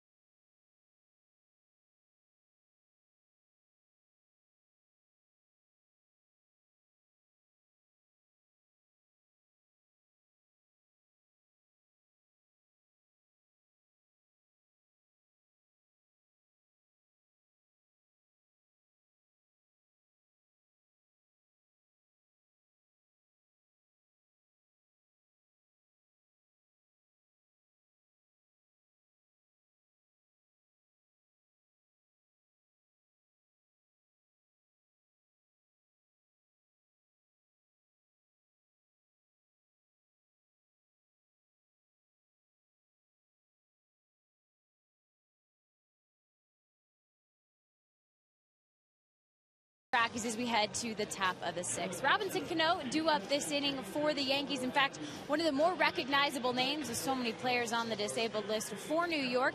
He made a big move this baseball season. He fired his agent, Scott Boras. He hired a guy by the name of Sean Carter. We know him as Jay-Z. He's the first client of Rock Nation Sports. It'll be interesting to see the path that leads him. But look at the way that this team... Take a look at the number of the games that he has played as a Yankee. It is over 100 games more than all other 12 positions.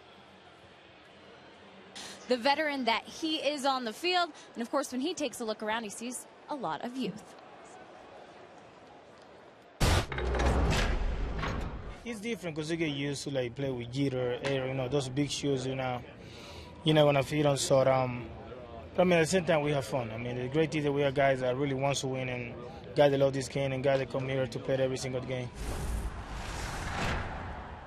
A new look era for the Yankees right now with all the guys in the disabled list, as I mentioned. But, guys, I want to know from your perspective, hiring Jay-Z as an agent, good move, bad move? Good luck. I can't even comment. I have no idea. Well, it's his first client, so I guess we'll all see. Put it this way. The guy's been very successful in everything else he's done, right? Very true. As an artist and as a part owner of the New York Nets, Brooklyn Nets, I should say. He's done a nice job. Johnny Herrera at shortstop in the double switch, and Josh Outman on the hill. First two hitters will face. Gardner and Cano are left-handed. And the 1-0's in there, 1-1. Tonight's pitching change is brought to you by Ram Trucks. Guts, glory, Ram. Well, Outman does have history against this Yankee ball club, but over 10 innings so far, 450 earned run average, Walks are down, the strikeout's up. Command of the fastball. Outman with the Oakland A's has some history with a lot of these Yankees that are here today. Gardner 0 for 1. Casio, good job. 5 innings, 2 hits, 2 runs, a walk, and 5 strikeouts. Overall, not a bad outing.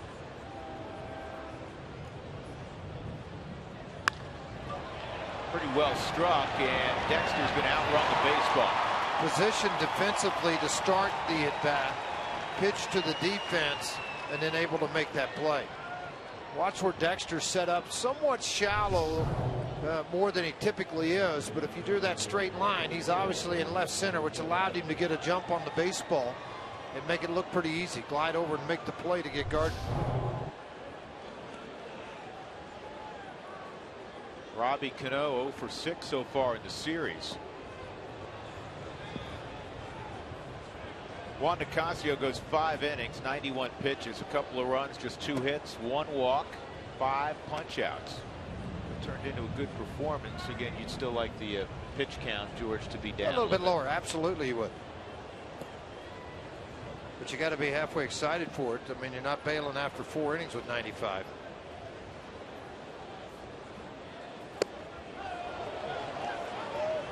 No way out in front on that slider. It's 1-1.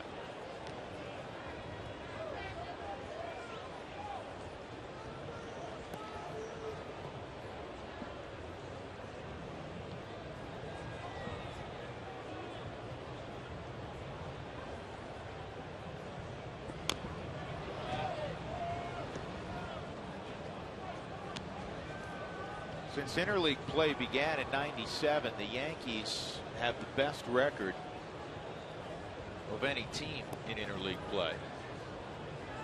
And since 2006, the Rockies have the best winning percentage in interleague play of any National League team. 1-2 on Cano. He keeps the bat alive.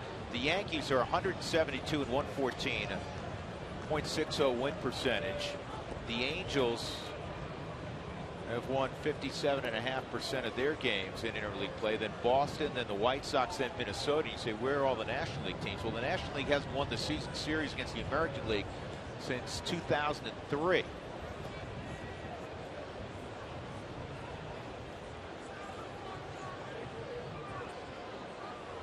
One, two, and it's 2-2.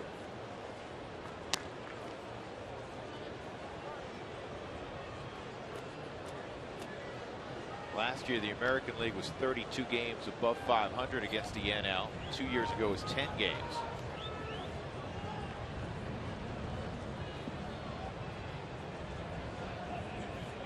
Really hasn't been close.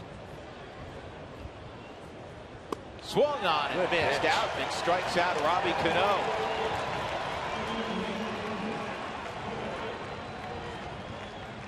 Take a look again at our AT&T trivia question. George Karl, NBA Coach of the Year. And he was thrilled with the accolade and emotional as he talked about it earlier today. We want to know the 2 Rockies managers to win the National League Manager of the Year award. And Don Baylor in '95, first season the Rockies went to the postseason in only their 3rd year of existence. And Jim Tracy, after taking over after a month of the season.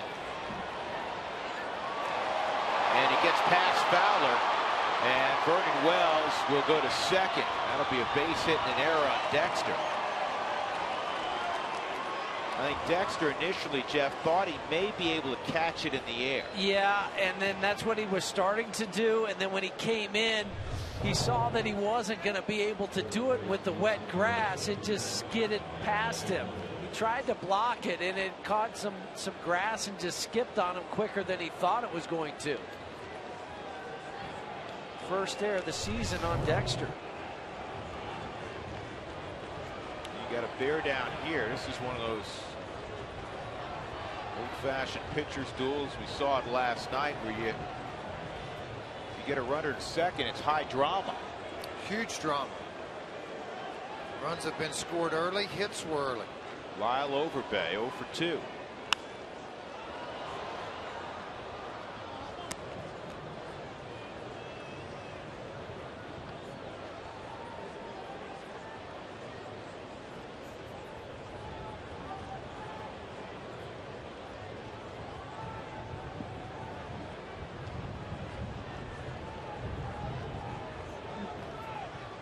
On a ball that's hit hard, if it is to the outfield, good chance for a play at the plate.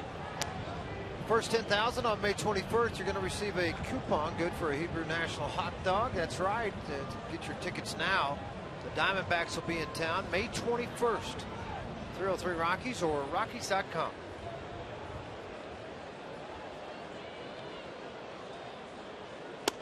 Good pitch. 1-2.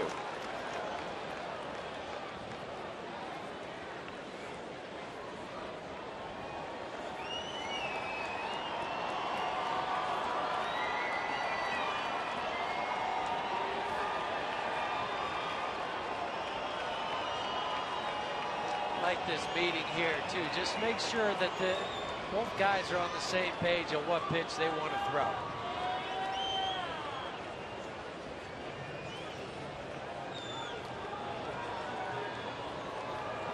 Overbase, always been a professional hitter. In his career, left on left, he's a .253 stick. So he's not one of these guys that had no shot against lefties. He's been a good hitter. Laid off a hard slider.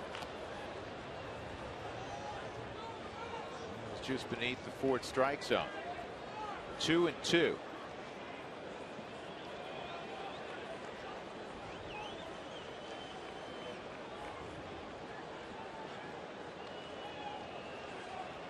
Got him on a slider down and in, and it was held by Willeen Rosario. So Outman strands Vernon Wells at second. We move to the bottom of the 6th inning, still tied at 2.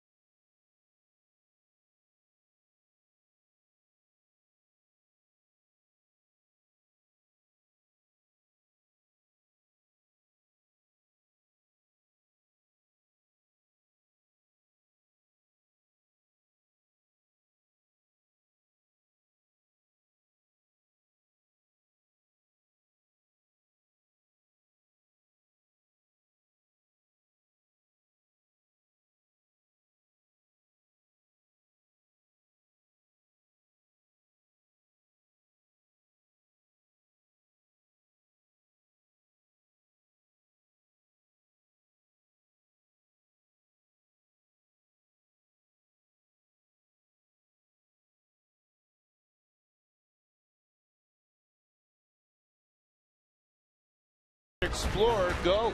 Do your exploring. Ford Explorer, go further. By Southwest Airlines, find our fares online, only at southwest.com. And by CenturyLink, your link to what's next.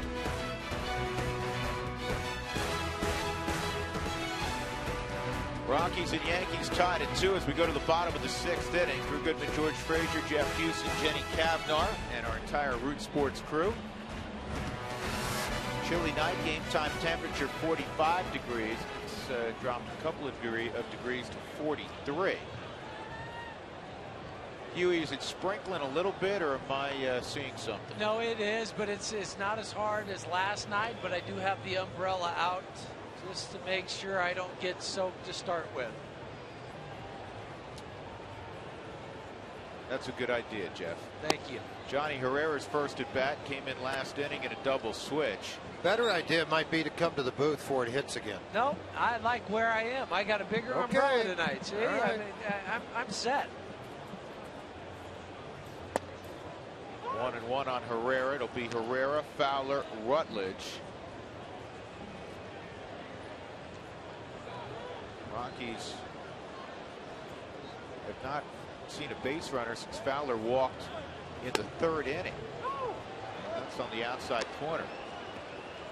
You said it last inning. Joe Girardi has to be thrilled with the effort he's got from David Phelps, who's making just his second start of the year.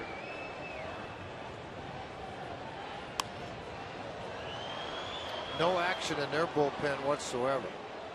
That's kind of the American League way, isn't it? Well, it is, but except for the fact this guy hadn't pitched very much and gone deep into ball games. You thought his pitch count 73, 87 is the most. But you might see a little bit instead of letting him falter and let the game get away from him. Have somebody ready immediately. Johnny 2 for 3, including a double in his last start, and this ball is bounced to Overbay. Tell you what, Overbay might have won a Gold Glove tonight. He made every single play to his right and to his left. Dexter Fowler coming up after watching the Rockies on Sunday. Stick around for Rockies Weekly. We'll recap the best of the week and provide you an exclusive interview with many of the coaches. Don't miss Rockies Weekly. That's Sunday after the ball game.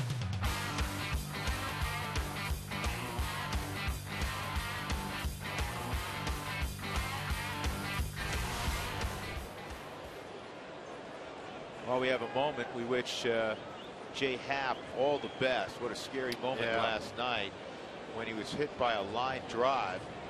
Toronto Blue Jays pitcher spent the night in the hospital, but he was back at Tropicana Field in Tampa, where the Jays continue their series. This ball is in the air to shallow center field, and Gardner's going to get there.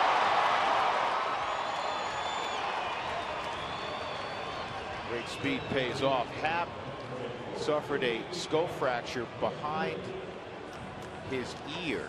The doctors, his left ear, doctors believe will heal on its own. He also tweaked his right knee when he fell to the ground. But he says he feels well. So that is great news. That was a scary moment. Josh Rutledge with 2 outs and nobody on.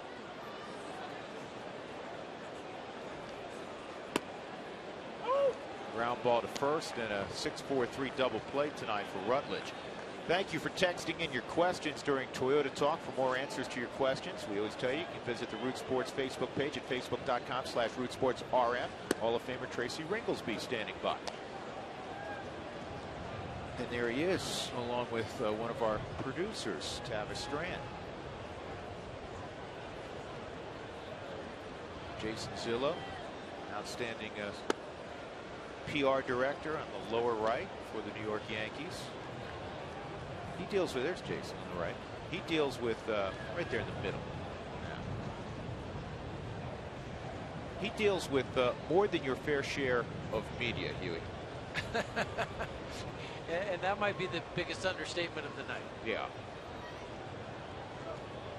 He gets a lot of gifts.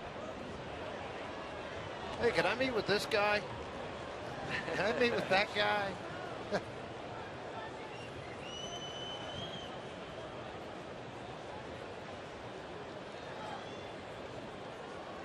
3-1.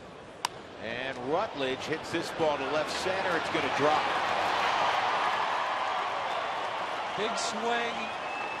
We got jammed. That will allow Cargo to hit here in the 6th. It is a very big swing, and that's what also puts Gardner, as you get deeper into the game, a little deeper in the outfield, longer run. That long swing freezes you as an outfielder for a second as he took off, not in time to get there. Well, this is almost the same situation as last night with 2 out. Rutledge gets the base hit, Cargo hits a home run. And it was the 6th inning last night.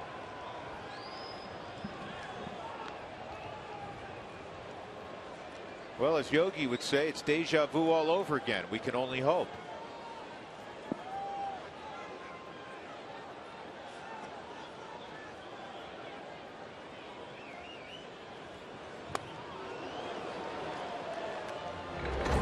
Three-2 pitch last night from Hiroki Kuroda. And he drove it through the raindrops into the Rockies bullpen.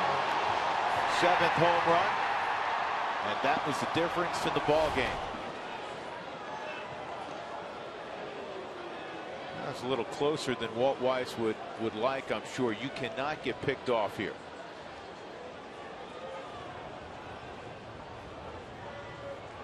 it means shortening your lead, you go ahead and shorten it. Don't take that extra half step. Big opening in the middle of the diamond. Cargo gets a lot of hits up the middle. And Jeff, that's exactly what Rutledge did. He did shorten up his lead. Yeah, you have to. You don't want to take the bat out of Carlos Gonzalez's hand right now. You're not going to steal the base. If it's hitting the gap, you have enough speed that you would score.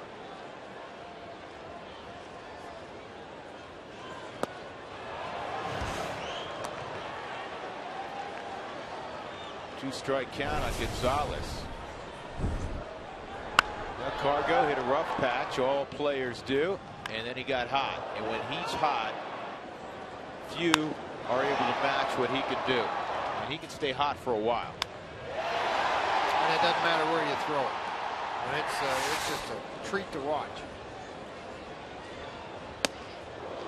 Under the armpits.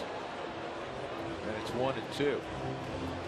And it's not about velocity with Phelps. I mean, he's been 89 to 92 the entire night. It's been about placement, utilization of the changeup, the slow curveball, slider under your back foot. I mean, he's showed them everything over an 83 pitch effort with 1 out, 2 outs here in the 6th. And he strikes out Gonzalez. Got him on a changeup. We move to the 7th, 2-all.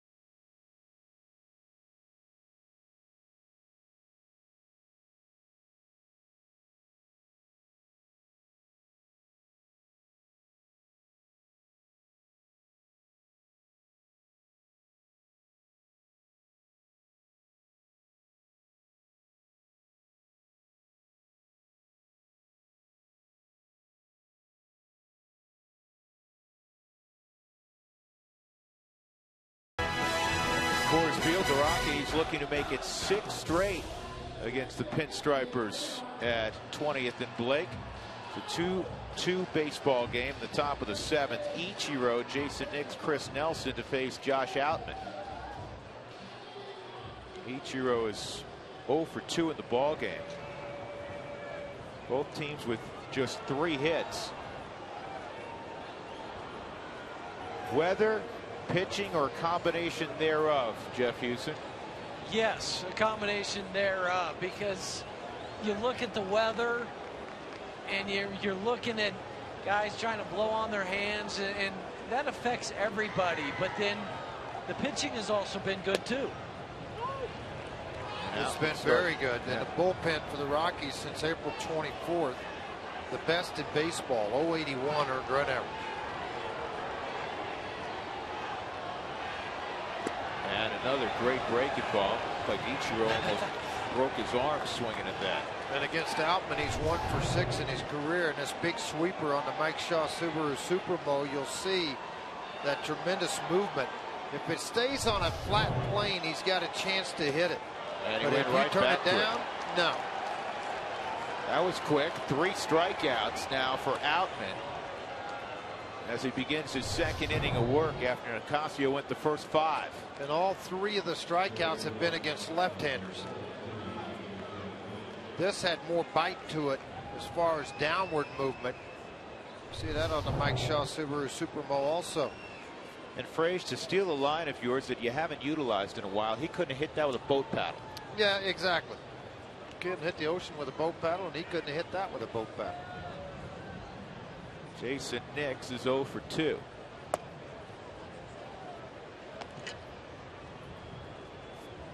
And if I'm not mistaken, all 3 of those left-handed strikeouts were on the hard slider.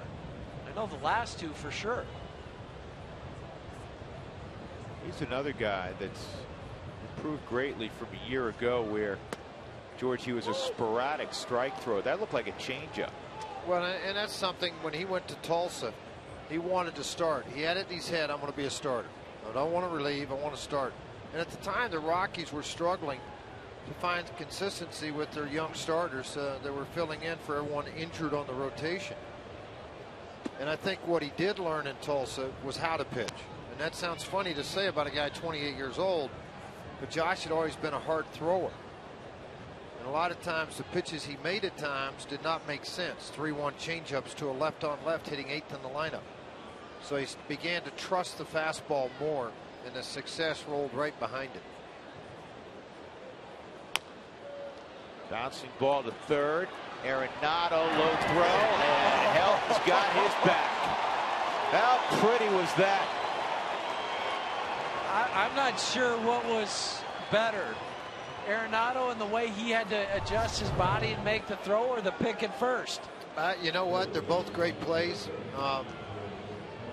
This is unbelievable for Todd. I mean, it almost looked like it caught the lip out front.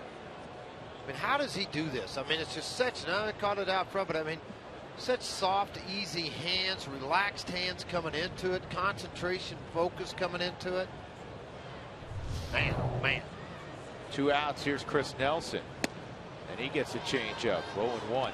Walt Weiss has said, as Jim Tracy has said, as Clint Hurdle has said, he'll roll out of bed when he's 65 and be able to hit. Well, you know what? He'll roll out of bed when he's 65 and be able to pick balls out of the dirt. Yeah, I think you're right. I mean, that's something he has been so good at. And unfortunately, a lot of times the Gold Glove votes, and Todd's got some, but the Gold Glove vote goes with what you do offensively too, in the popularity side of things versus a lot on the defensive side. And he's had a tough era with Pujols in the National League. Pujols a very good first baseman. Don't get me wrong, but Todd's had competition for that, for the glove. And Derek Lee for a while was a great defensive first baseman. Obviously put up very good offensive numbers. Todd has 3 Gold Gloves.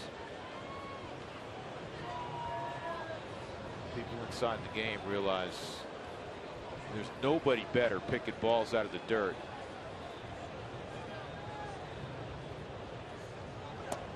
Good pitch, 2-2.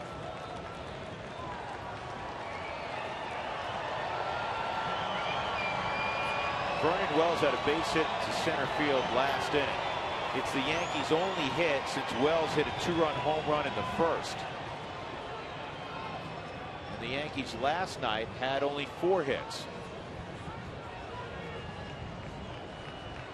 So in 15 2/3 innings, they have 7 hits.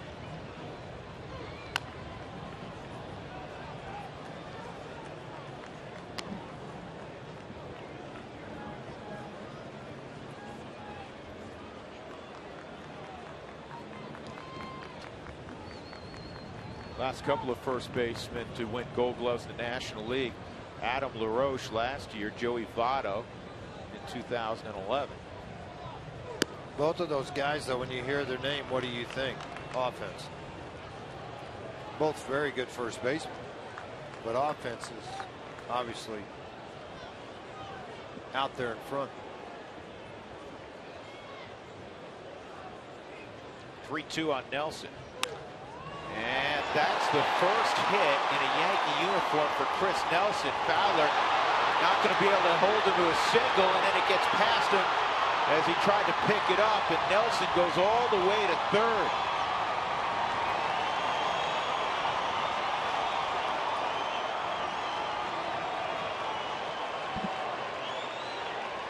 And that's the second error of the ball game, second error in 2 innings for Dexter. Backspin on the baseball. Slider. Nelson takes it right out over the head of Rutledge, and when it hits this damp grass, it jumps very quickly. And then the ball slid right by it. Nelson looked like, to me, was headed on to second base. Dexter just flat missed the baseball. They're ruling it a single and a two-base error as opposed to a double and an error. Ben Francisco will pinch hit for David Phelps. Started in right last night. He takes ball one. And this occurred last night. Some of the crowd naturally trying to get a Yankee cheer going, and as they were in the ninth inning last night, being drowned out by the Rockies fans. Follow the Rockies on your phone or iPad with MLB.com at Bat13, featuring pitch tracking stats, highlights, and a whole lot more. Talked about Nelson getting his first hit in the Yankee uniform. Francisco's 0 for 15 this year on the road.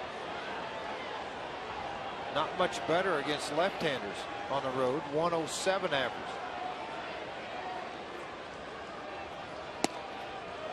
And it's 2-0.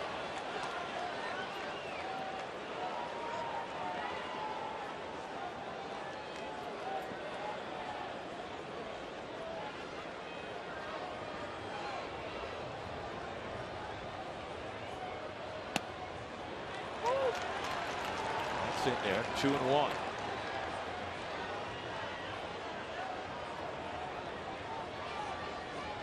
Two, top of 7 at Coors Field.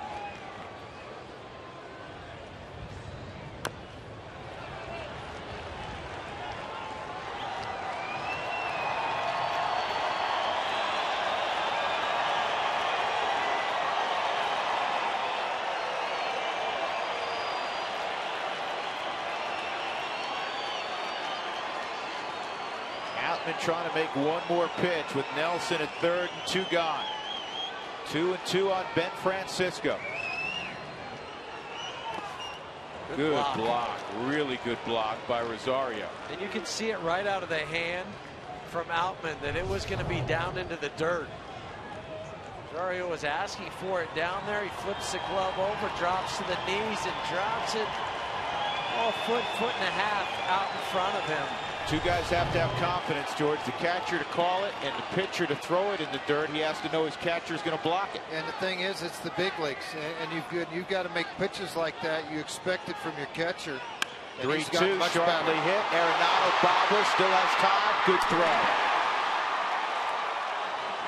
Nolan Arenado on the hot shot, hung in there, and Nelson stranded at third. Stretch time at Coors Field. 2-all.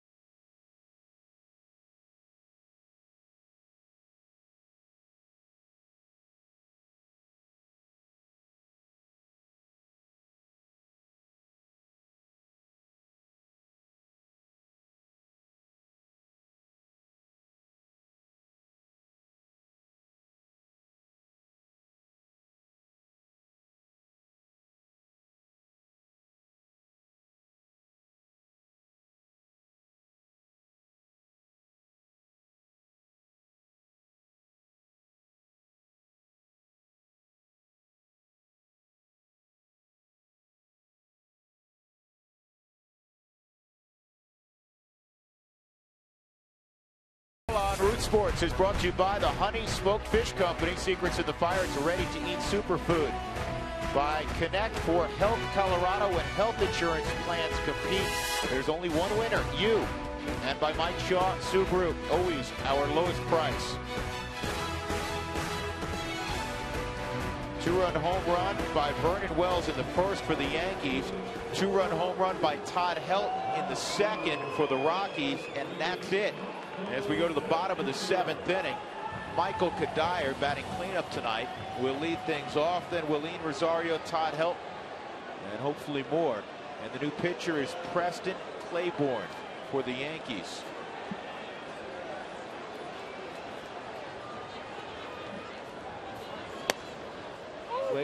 Claiborne works 92 to 94 with his fastball. A typical bullpen guy, fastball, slider, changeup. And there's the slider, and it's ripped foul by about 6-7 feet. So a 2-strike count on Kadire.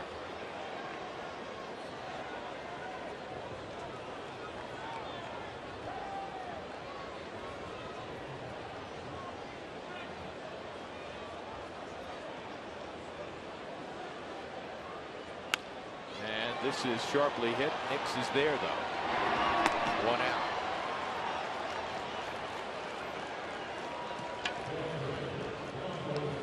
Bottom of our screen, the Lodge Casino out-of-town scoreboard will be going by.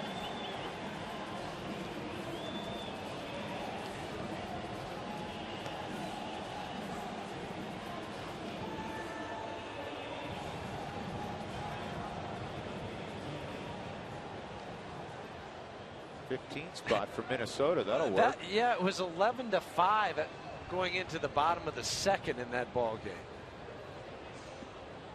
They had 18 hits. Dan Uggla hit a couple of home runs for the Braves tonight. Willeen Rosario, no stranger to home runs, has a double and a pop fly to right field. Giants beat the Phils in 10. Phils caught the Giants late in that ball game.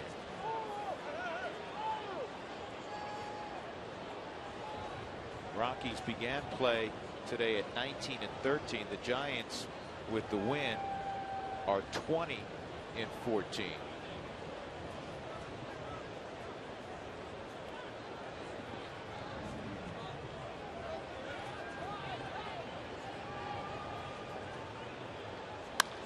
And this ball's driven to center field, right at Brett Gardner. May 18th, a strikeout stroke day. Join the Rockies in their effort to raise awareness of the stroke warning signs and the importance of acting fast.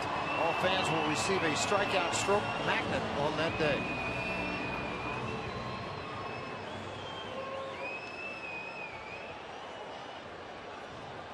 Just the second big league appearance for Preston Claiborne. It's in there, a strike to Helton. He threw 2 perfect innings of relief against Oakland in the 5-4 Yankee loss on Sunday.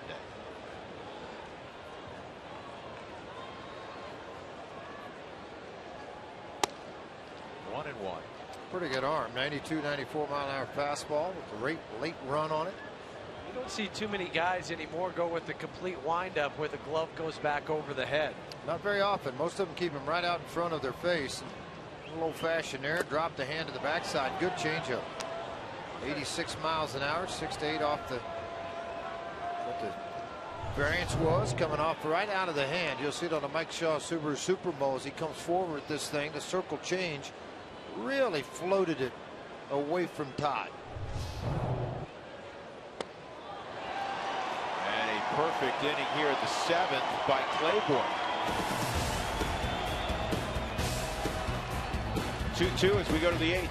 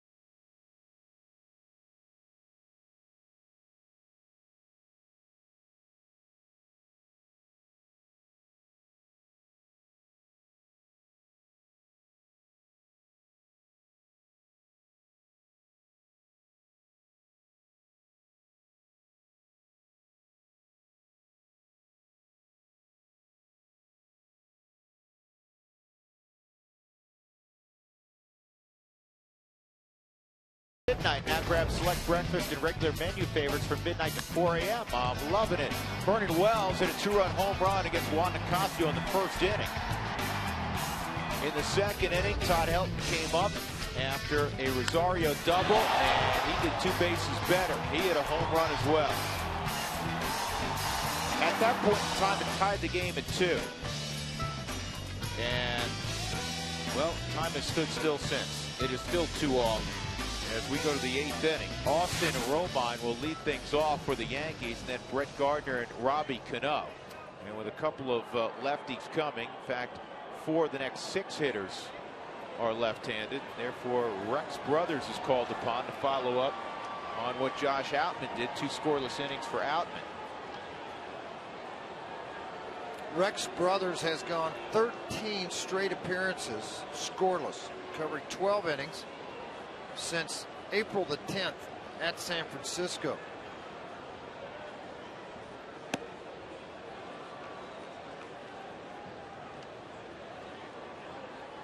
And he's 3 years, 2+ I guess I should say, with the Rockies. 142 strikeouts at 119 1/3 innings. He can punch you out and he can have quick innings. He evens the count here 1-1 with a 91-mile-an-hour fastball. Mentioned yesterday that the Yankees, coming into this series, along with the Brewers, have played the fewest road games in baseball. Just on the ground at Rutledge, easy play. But that's going to turn around for them because, including last night, they began a stretch where 26 of their next 40 were out on the road. Yankees are a 500 club on the road right now at 6-6 for Joe Girardi.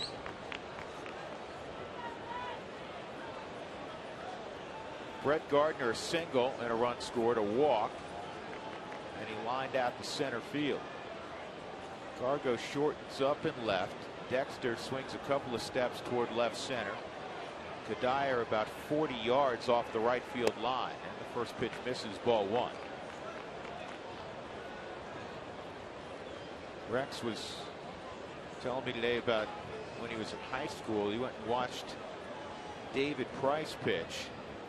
Grew up far away from Price, Tennessee, and he said he was just way better than everybody else. Of course, he went on to Vanderbilt.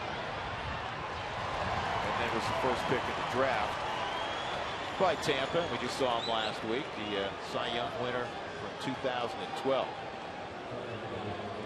Pretty fertile ground, that part of Tennessee. They've turned out some pitching, that's for sure. If you have auto glass damage, call Safelite Auto Glass, 303-287-5000, online at safelight.com. 2 quickly gone. That'll bring up Robbie Cano for 3. Remember, Price was almost going to quit baseball and go home after his freshman year. Vandy. Yeah, there's so many stories, Huey, that are similar to that. Roy Halladay, who's going to have shoulder surgery and may miss the rest of the season for the Phils, a great Arvada West pitcher, more than 200 wins in his career. After he got to the big leagues, he did so poorly, they sent him all the way down to A-ball in the Florida State League. Well, one guy that was very instrumental in him getting out of that Florida State League, coming back, Bus Campbell, that was the pitching coach of the Boulder Collegians and long-time pitching guru here in the Denver area. Matter of fact, there was times after he went back to the big leagues, he would fly in between starts and throw bullpens here in Denver with Bus. 2-0 on Cano. Got away with a hanging slider. Yeah, that may be what this visit's about.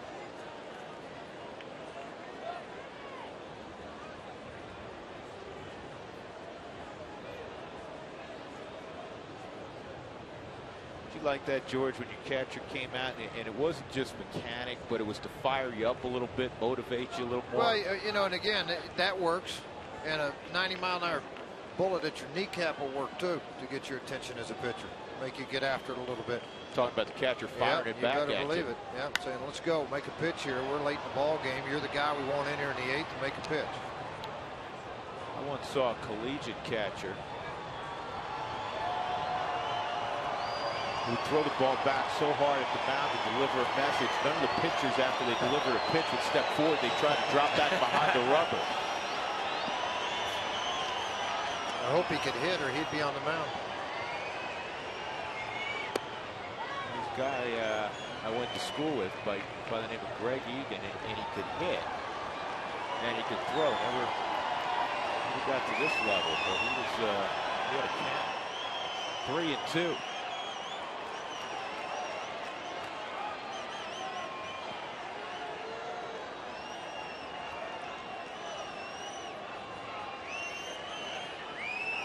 Got him on a slider. What a job by Rex Brothers. And Robbie Cano have to drag the bat back to the dugout. We move to the bottom of the 8th inning. A 2-2 baseball game.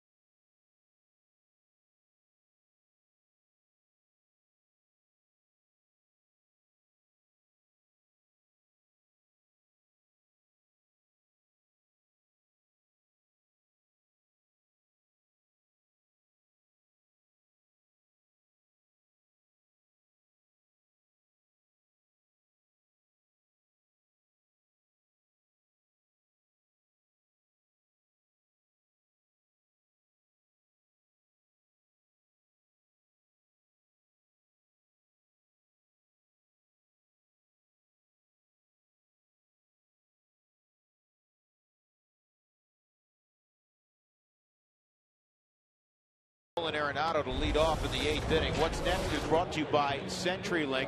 Here's the matchup on the hill tomorrow. CC Sabathia, power left-hander, against a finesse left-hander for the Rockies in Jeff Francis. Sabathia and Francis tomorrow afternoon. We're on the air at 12:30 right here on Root Sports. Well, one of the best setup men in baseball is now on the hill for the Yankees, David Robertson, who's been battling some hamstring issues. This guy's a tough customer. Very tough customer. Only an earned run average of 3.86. He doesn't walk people. 11 plus innings, a 1-0 overall record in 12 ball games.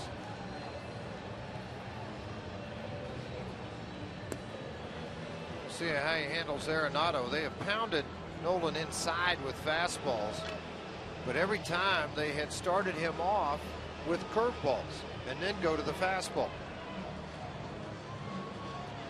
Troy Tulowitzki has come out in the on-deck circle. The pitcher spot is after Arenado.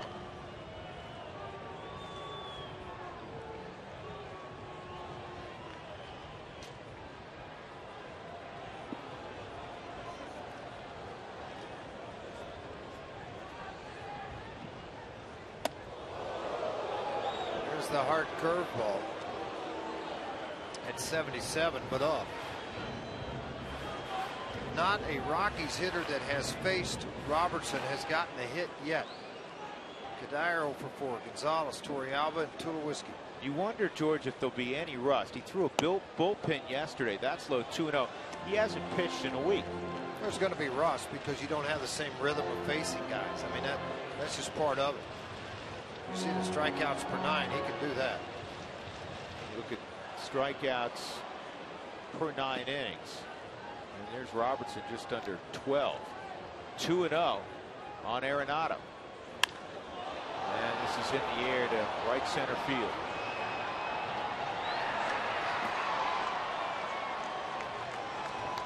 So Tulowitzki will come up here in the 8th inning.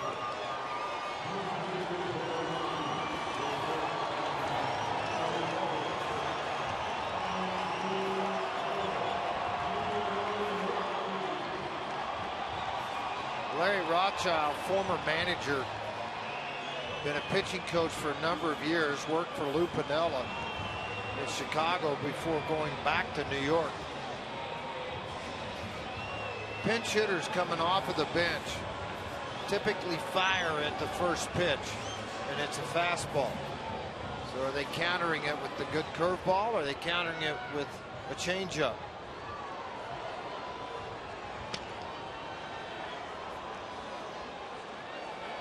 Tulowitzki's been very anxious to play in this series so far.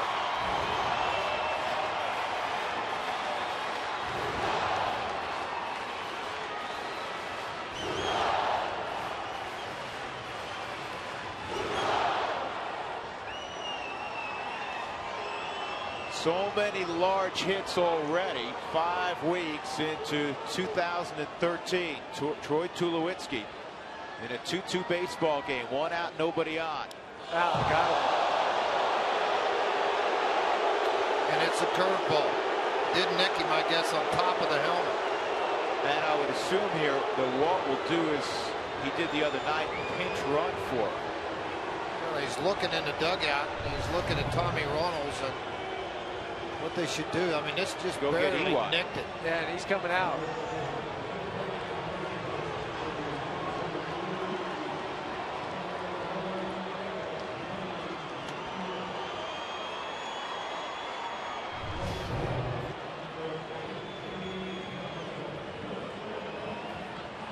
So Eric Young will pinch run.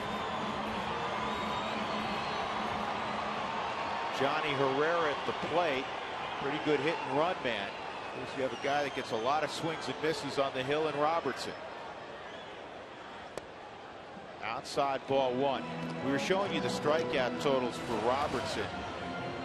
Check this out. He's the only pitcher in baseball history to record at least 10 strikeouts per 9 innings in each of his first 5 major league seasons. He's the heir apparent to Mariano Rivera. 93-mile-an-hour fastballs in there. It's 1-1.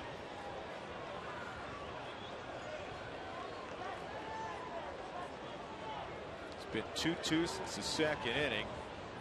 Rafael Betancourt is up in the Rockies' pen.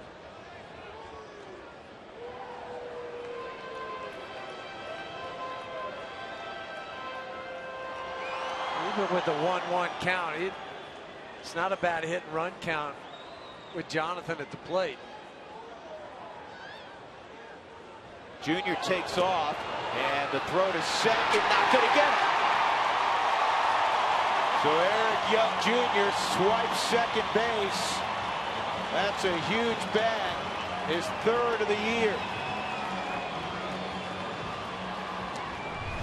What you're trying to do, that's why he's in the ball game. Big jump, and then a good throw by Roman right on the money, but EY just outruns it.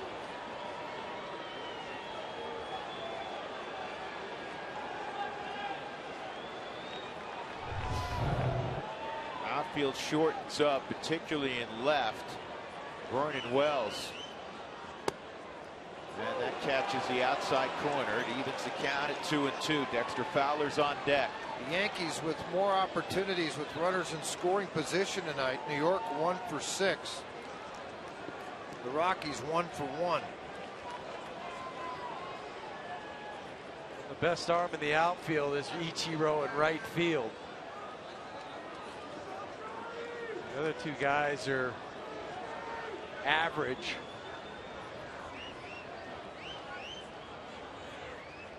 Johnny rips it, but it's right at Cano. Good read by Eric Young Jr. He was moving back to the bag. He saw that it was right at Robinson Cano. Can't hit it any better. No, you can't. And again, a really good read by EY. You freeze on the line drive, get back once you place where it's going to be. That ball's over his head. You can score easy either way.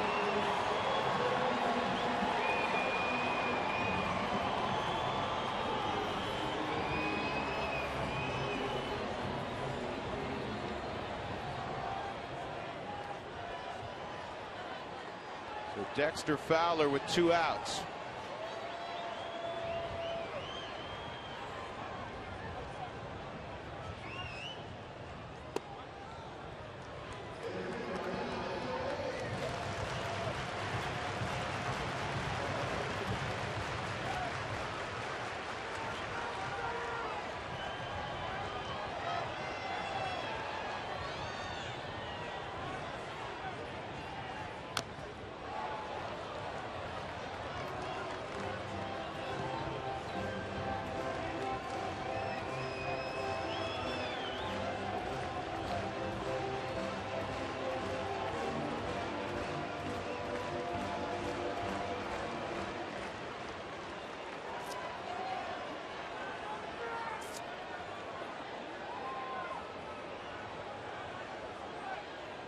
One.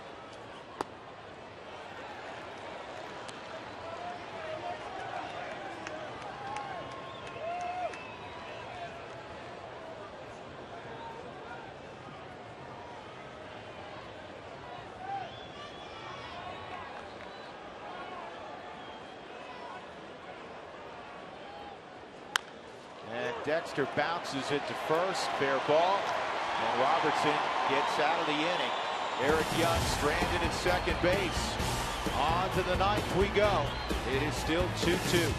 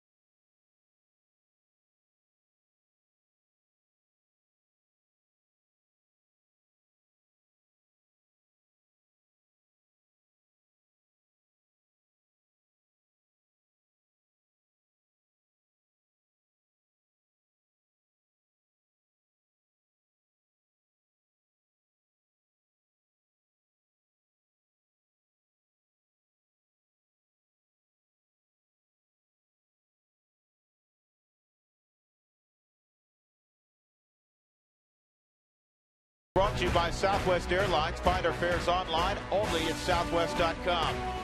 By Wells Fargo. Wells Fargo customers get your 2-for-1 Rockies club level tickets today by going to wellsfargo.com/Rockies. Wells Fargo Bank, member FDIC. And by the Colorado Lottery. Don't forget to play. Pair of 2-run home runs, the entirety of what we've seen offensively this evening. Vernon Wells, a 2-run shot for the Yankees. Todd Helton, a 2-run shot back in the 2nd inning for the Rockies. The post-game show, when this is concluded, will follow. And we can promise you that, Joel Klatt. That's right. We can promise you that. Now, 2-2 ball game. We normally tell you what's going to go on in the Toyota post-game show, right? Well, we need a little motivation. And 20 years ago today, Drew, I know you're not much of a pop culture guy, but 20 years ago today, Matt Foley, the motivational speaker, debuted on Saturday Night Live. And he gave one of these, you got to keep your eye on the prize. and the Rockies just got to stay patient at the plate. And they can come away with a victory. Drew, what do you want to do when you grow up? That's pretty. Is that how you got him motivated to see you in the locker room? Drew, I wish you would shut your yapper.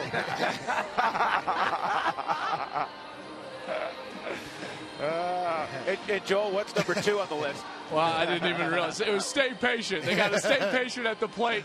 We're going to have a party, hopefully, out here for the Toyota postgame show. Hopefully they can pull this one out. Matt Foley, guys, 20 years ago today. You know what? I think all the cold weather and the rain and the snow, it's made you flat out goofy. That was good, Joel. Now they're going to turn it over to Rafael Betancourt. 13+ innings for him. You see the saves, 9 for 9. Not one of those situations, obviously, but he has been outstanding. He's going to try to shut down this Yankee offense as he will deal with Vernon Wells, Lyle Overbay, and Suzuki. 3, 4, and 5 for the Yankees. He saw Vernon Wells in the 9th inning last night and struck him out. And not only struck him out, embarrassing. Fastball away. Deep in the hole. Johnny's going to throw, not going to get him, and it's a lead single for Vernon Wells, his 3rd hit of the ball game. He has 3 of the 5 Yankee knocks. Well, what a great effort by Johnny to even catch the ball in the hole. Yeah, I didn't think he was going to get there, George. Reaction to the ball. I mean, obviously the infield was not able to be cut prior to the game, but I wouldn't think it would be that thick and heavy. That ball seemed to slow down. Johnny got to it. The off-balance throw, not in time.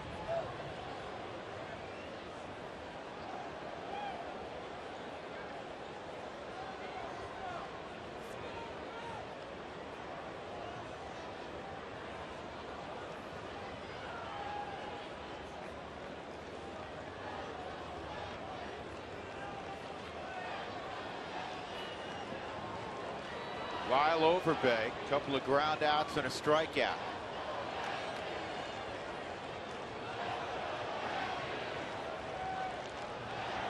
1 for 6 lifetime against Betancourt.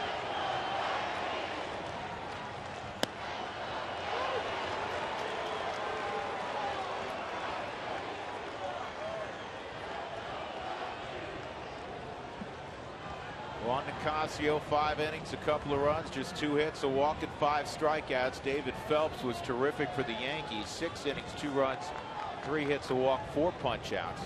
Just 84 pitches to navigate those 6 innings. 0-1 on Overbay. Who wants tacos, fans? If you'd like to receive text message alerts when the Rockies do score 7 or more for the Rockies Taco Special, text the keyword taco to 720-720. When the Rockies have a big night, Taco Bell along with Root Sports will donate $250 to the Colorado I Have a Dream Foundation.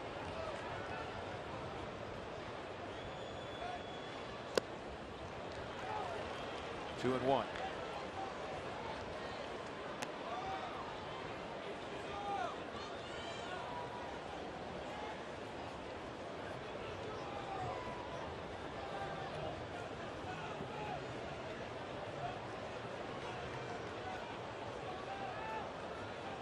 Overbay hitting under 200 out on the road so far this year.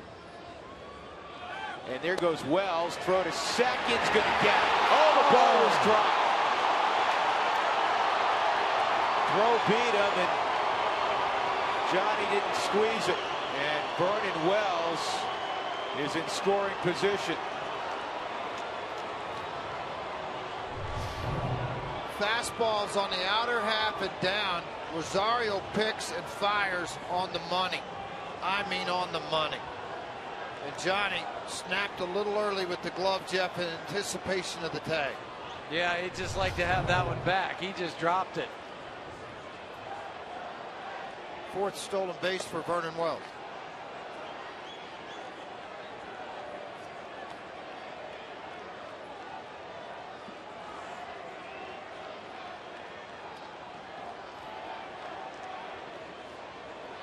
Three and one on Overbay, who's going to try to pull this baseball.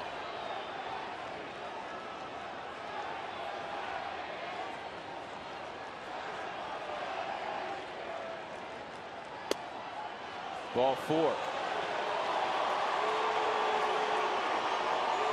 now you have a force all around. It is the first time tonight the Yankees have had 2 runners on base, other than the 2-run home run by Wells. Tony Pena, former manager of the Royals, bench coach for Joe Girardi.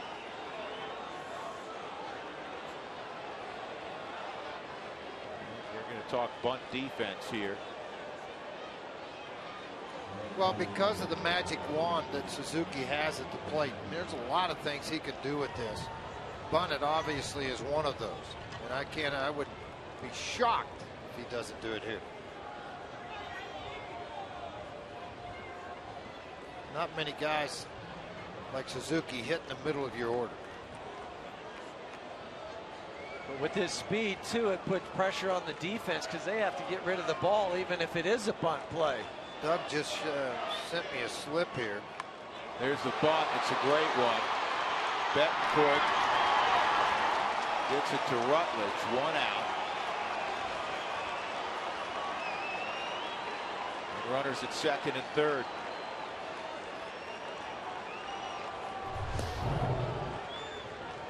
Well, I tell you what, I mean, is there anything the guy can't do? Perfectly laid bunt. Killed it right out in front of home plate. A good play by Betancourt. But now with Nix right-handed and Nelson right-handed. Joe Girardi on his bench still has Hafner and he still has Bosch, but you got to have somebody to go play. And Nunez's elbow is tender.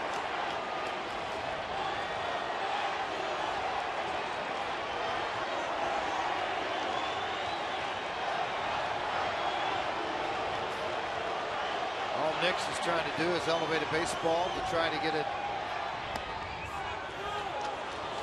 tag situation for Vernon Wells. Nix has struggled this year with runners in scoring position mightily. 3 for 24. He's had opportunities. You know, Rafael Betancourt averages a strikeout per inning pitch throughout his career, and Nix has struck out 23 times in 82 at bats, so he does punch out.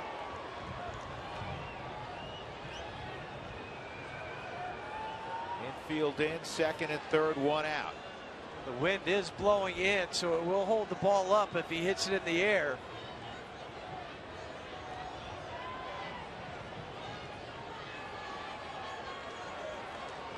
Now Betancourt's going to call out Rosario. Herrera will join the discussion. I guess there's a bit of irony here, Huey, in that the two guys that are scheduled to come up for the Yankees are two former Rockies. First rounders. First rounders. Jason Nix, and in the background, Chris Nelson, who's been a Yankee for less than a week.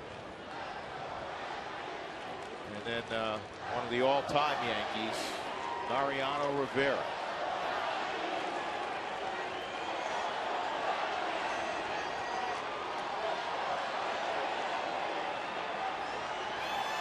Here's the 1-0. He didn't bite at the slider.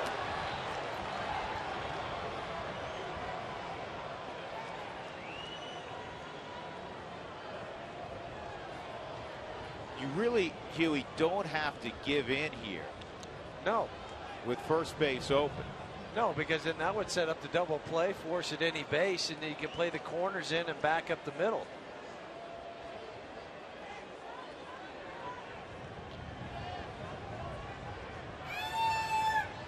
And you pitch out in case the squeeze was put on. It's 3-0. Now do you just put him on? Well, I think I would. I'm not managing it, but I would. And that's what Walt Weiss has decided as well.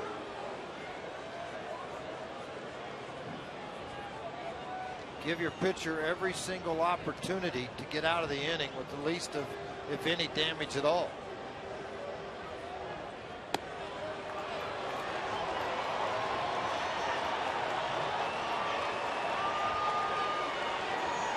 And Chris Nelson's been called back, and Travis Hafner will be rolling to the plate. Does that tell you that maybe Nunez is healthy enough to play defense? And Nix moves over to third. He's going to have to be. Just looking at their bench.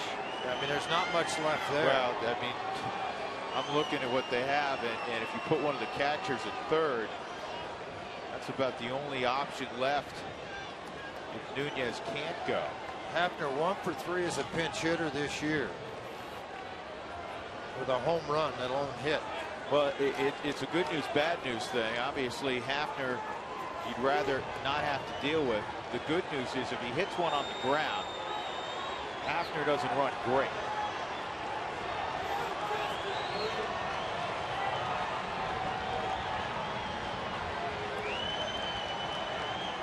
Hafner with runners in scoring position this year has hit 357. But with the bases loaded, he's 0 for 1. Nice little ground ball double play right here. It'd be nice. First pitch strike. 1 out, bases loaded.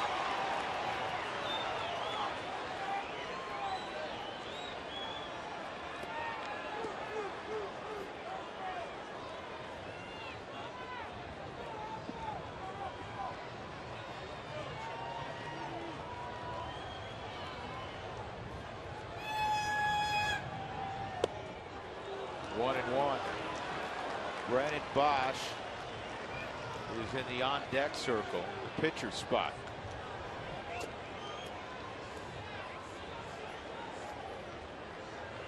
Last pitch, a borderline pitch. It's 1 ball, 1 strike.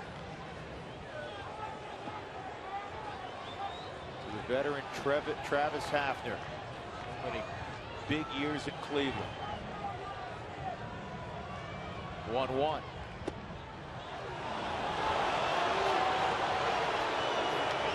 This has been just off the plate.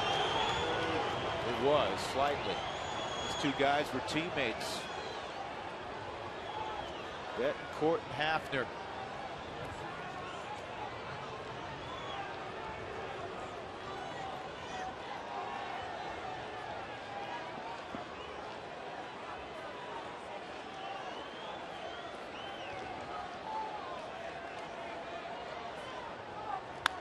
Ground ball, foul.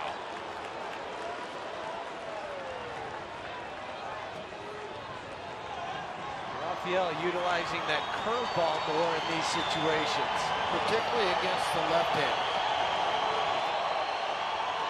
It used to be a 2-1 count. It was going to be an automatic fastball on the outside corner.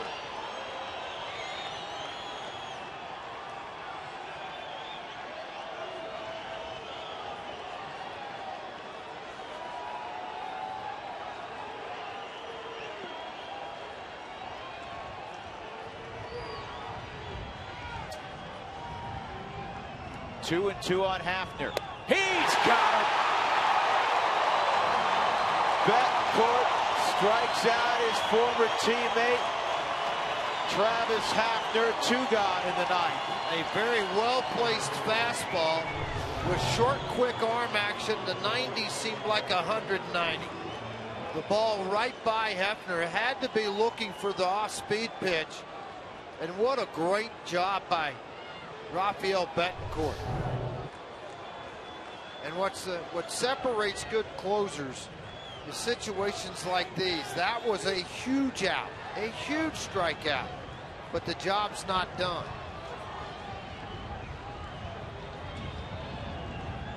Here's Brennan Bosch, the former Tiger. And a curveball is chipped into the seats, foul. 1 for 7 as a pinch hitter this year.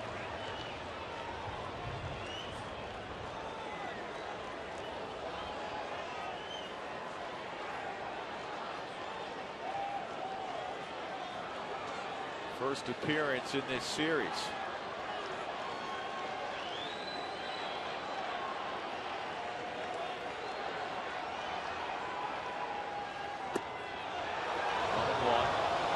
Bosch, a .240 hitter last year with 12 home runs, 54 driven in, 132 ball games with Detroit.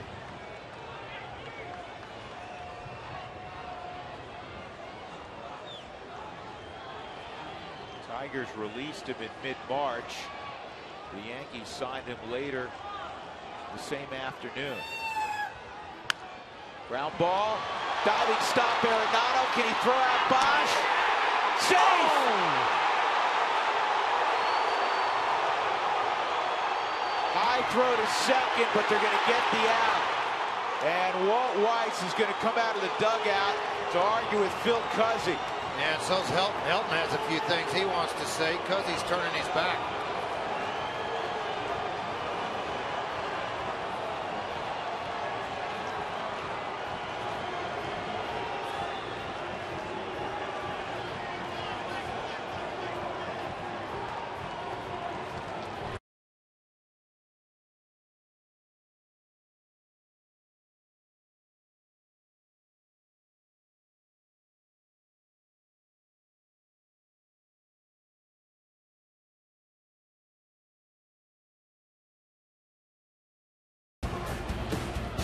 Run counts. 3-2 New York.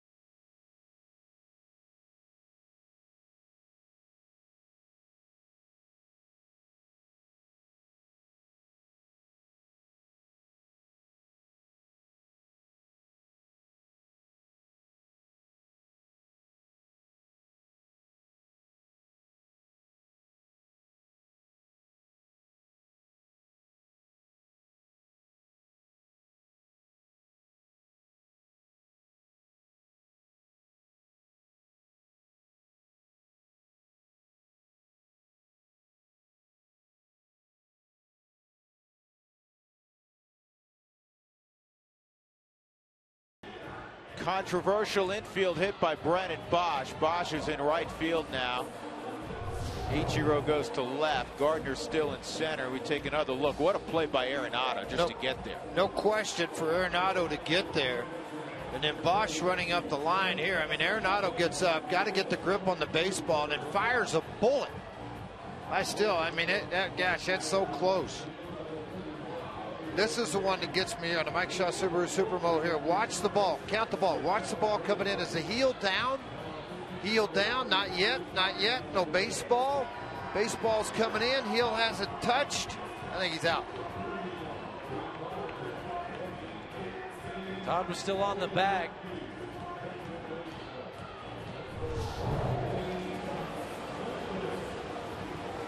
Well, Mariano Rivera with 619 saves on the hill. He's been perfect this year. And something to keep in mind, it'll be Rutledge, Cargo, and Kadire. Because Eduardo Nunez is not healthy, they've moved Vernon Wells from left field to third base. He has never played third base in a major league game. 15 years in the big leagues, Vernon Wells finding himself a whole lot closer to home plate than he's ever been.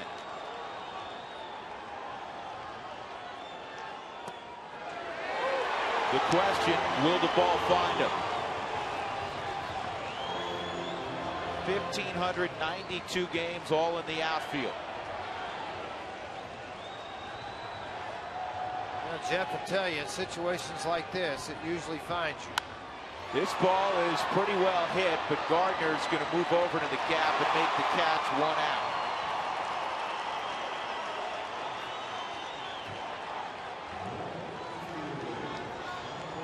Rivera is a closer that you don't go up there taking till you get a strike. You got to fire at the first one that you see that looks good to you.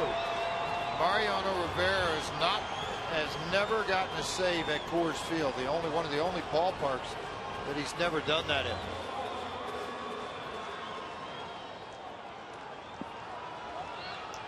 He is a one-pitch closer.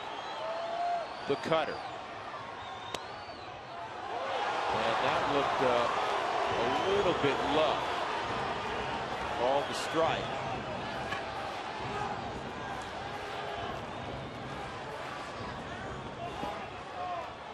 Cargo tonight 0 for 3. The hero of last night's game offensively.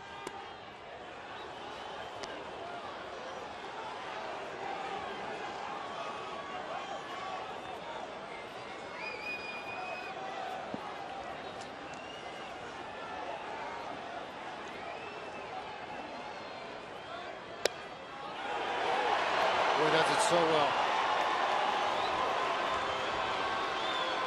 And it was out of the strike zone, not there. But reputation sometimes carries you when that ball's sitting a quarter of an inch off the plate. We'll go back out there again. And it finds Wells. And he makes the play, 2 outs. Cano smiling.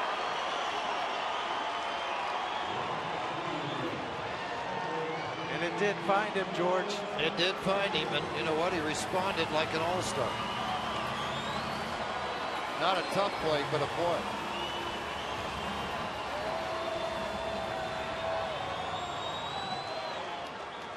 Kadire 0 for 7 in his career versus Mariano Rivera.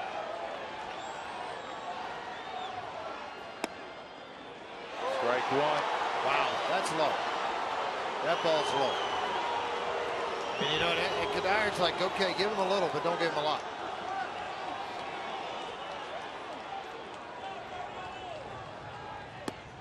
$40,148 attended this ball game tonight at Coors Field. Another good turnout of 40 plus.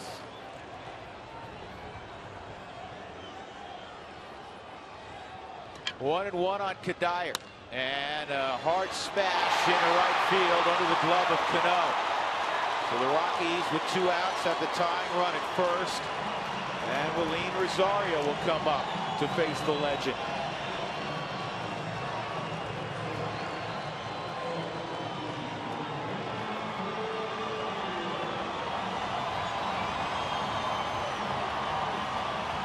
Good for Michael Kadire. A base hit, his first in his career off Rivera. Now a very, very good fastball hitter. And Willeen Rosario, his cutter, whether they go inside or out, it doesn't really matter. If he leaves it up into the zone to Rosario, the Rockies could win this with one swing.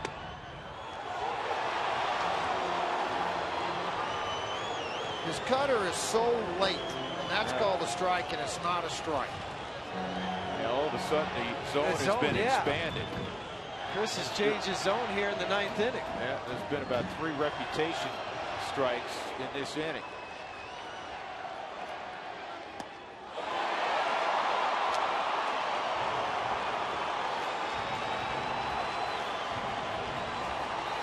I wouldn't be surprised to see another elevated fastball, Jeff. No. He will have cut on it.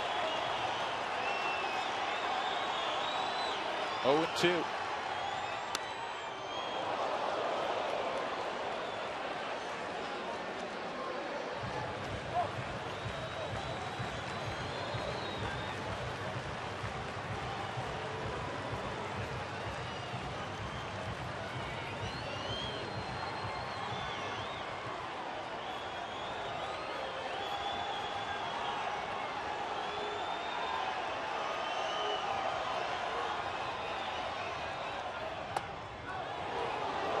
That's what he likes to do, even though at 88 miles an hour it has that cut, and it makes you flinch as a hitter, and then he gets that late cut.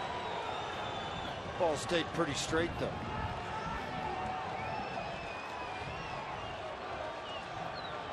One and 2. Kadire at first. We'll take it. Yeah, I mean, it's in your head, Huey. That it is. You know the ball. You're saying that's in, but I know it's going to cut. But it's going to move, and when is it going to cut? Because by the time you have to go swing, it's too late to see. Now, that one didn't cut, but the next one will.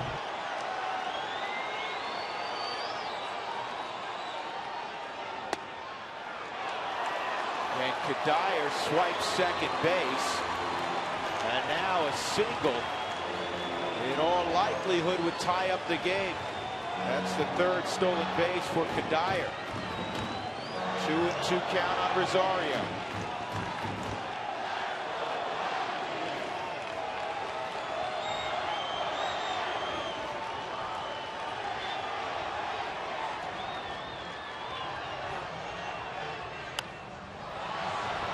Center field, Gardner right there, and the Yankees win it 3-2. Tough loss for the Rockies. A controversial one on that bang-bang play at first in the top of the 9th. The Yankees improved to 6-1 in one-run games this year. The Rockies are 4-6 in one-run games. The Rockies overall fall to 19-14, and the Yankees improved to 19-13. Robertson gets the win. Betancourt takes the loss. Rivera is now 12 for 12 in saves, and that was career save number 620 in his career. Tonight's Jimmy John's Crazy Fast Delivery. The game is brought to you by Jimmy John's. An infield hit. There were 2 in the inning for the Yankees. They never hit the ball out of the infield. And they ended up producing a run on that bang-bang play. Looked like he was out. Called safe, run scores, and that's the difference. Visit JimmyJohns.com to find a location near you. Punch in the gut tonight at Coors Field. The Yankees prevail 3-2 over the Rockies. We invite you to stick around. The Toyota postgame show is up next from Coors Field.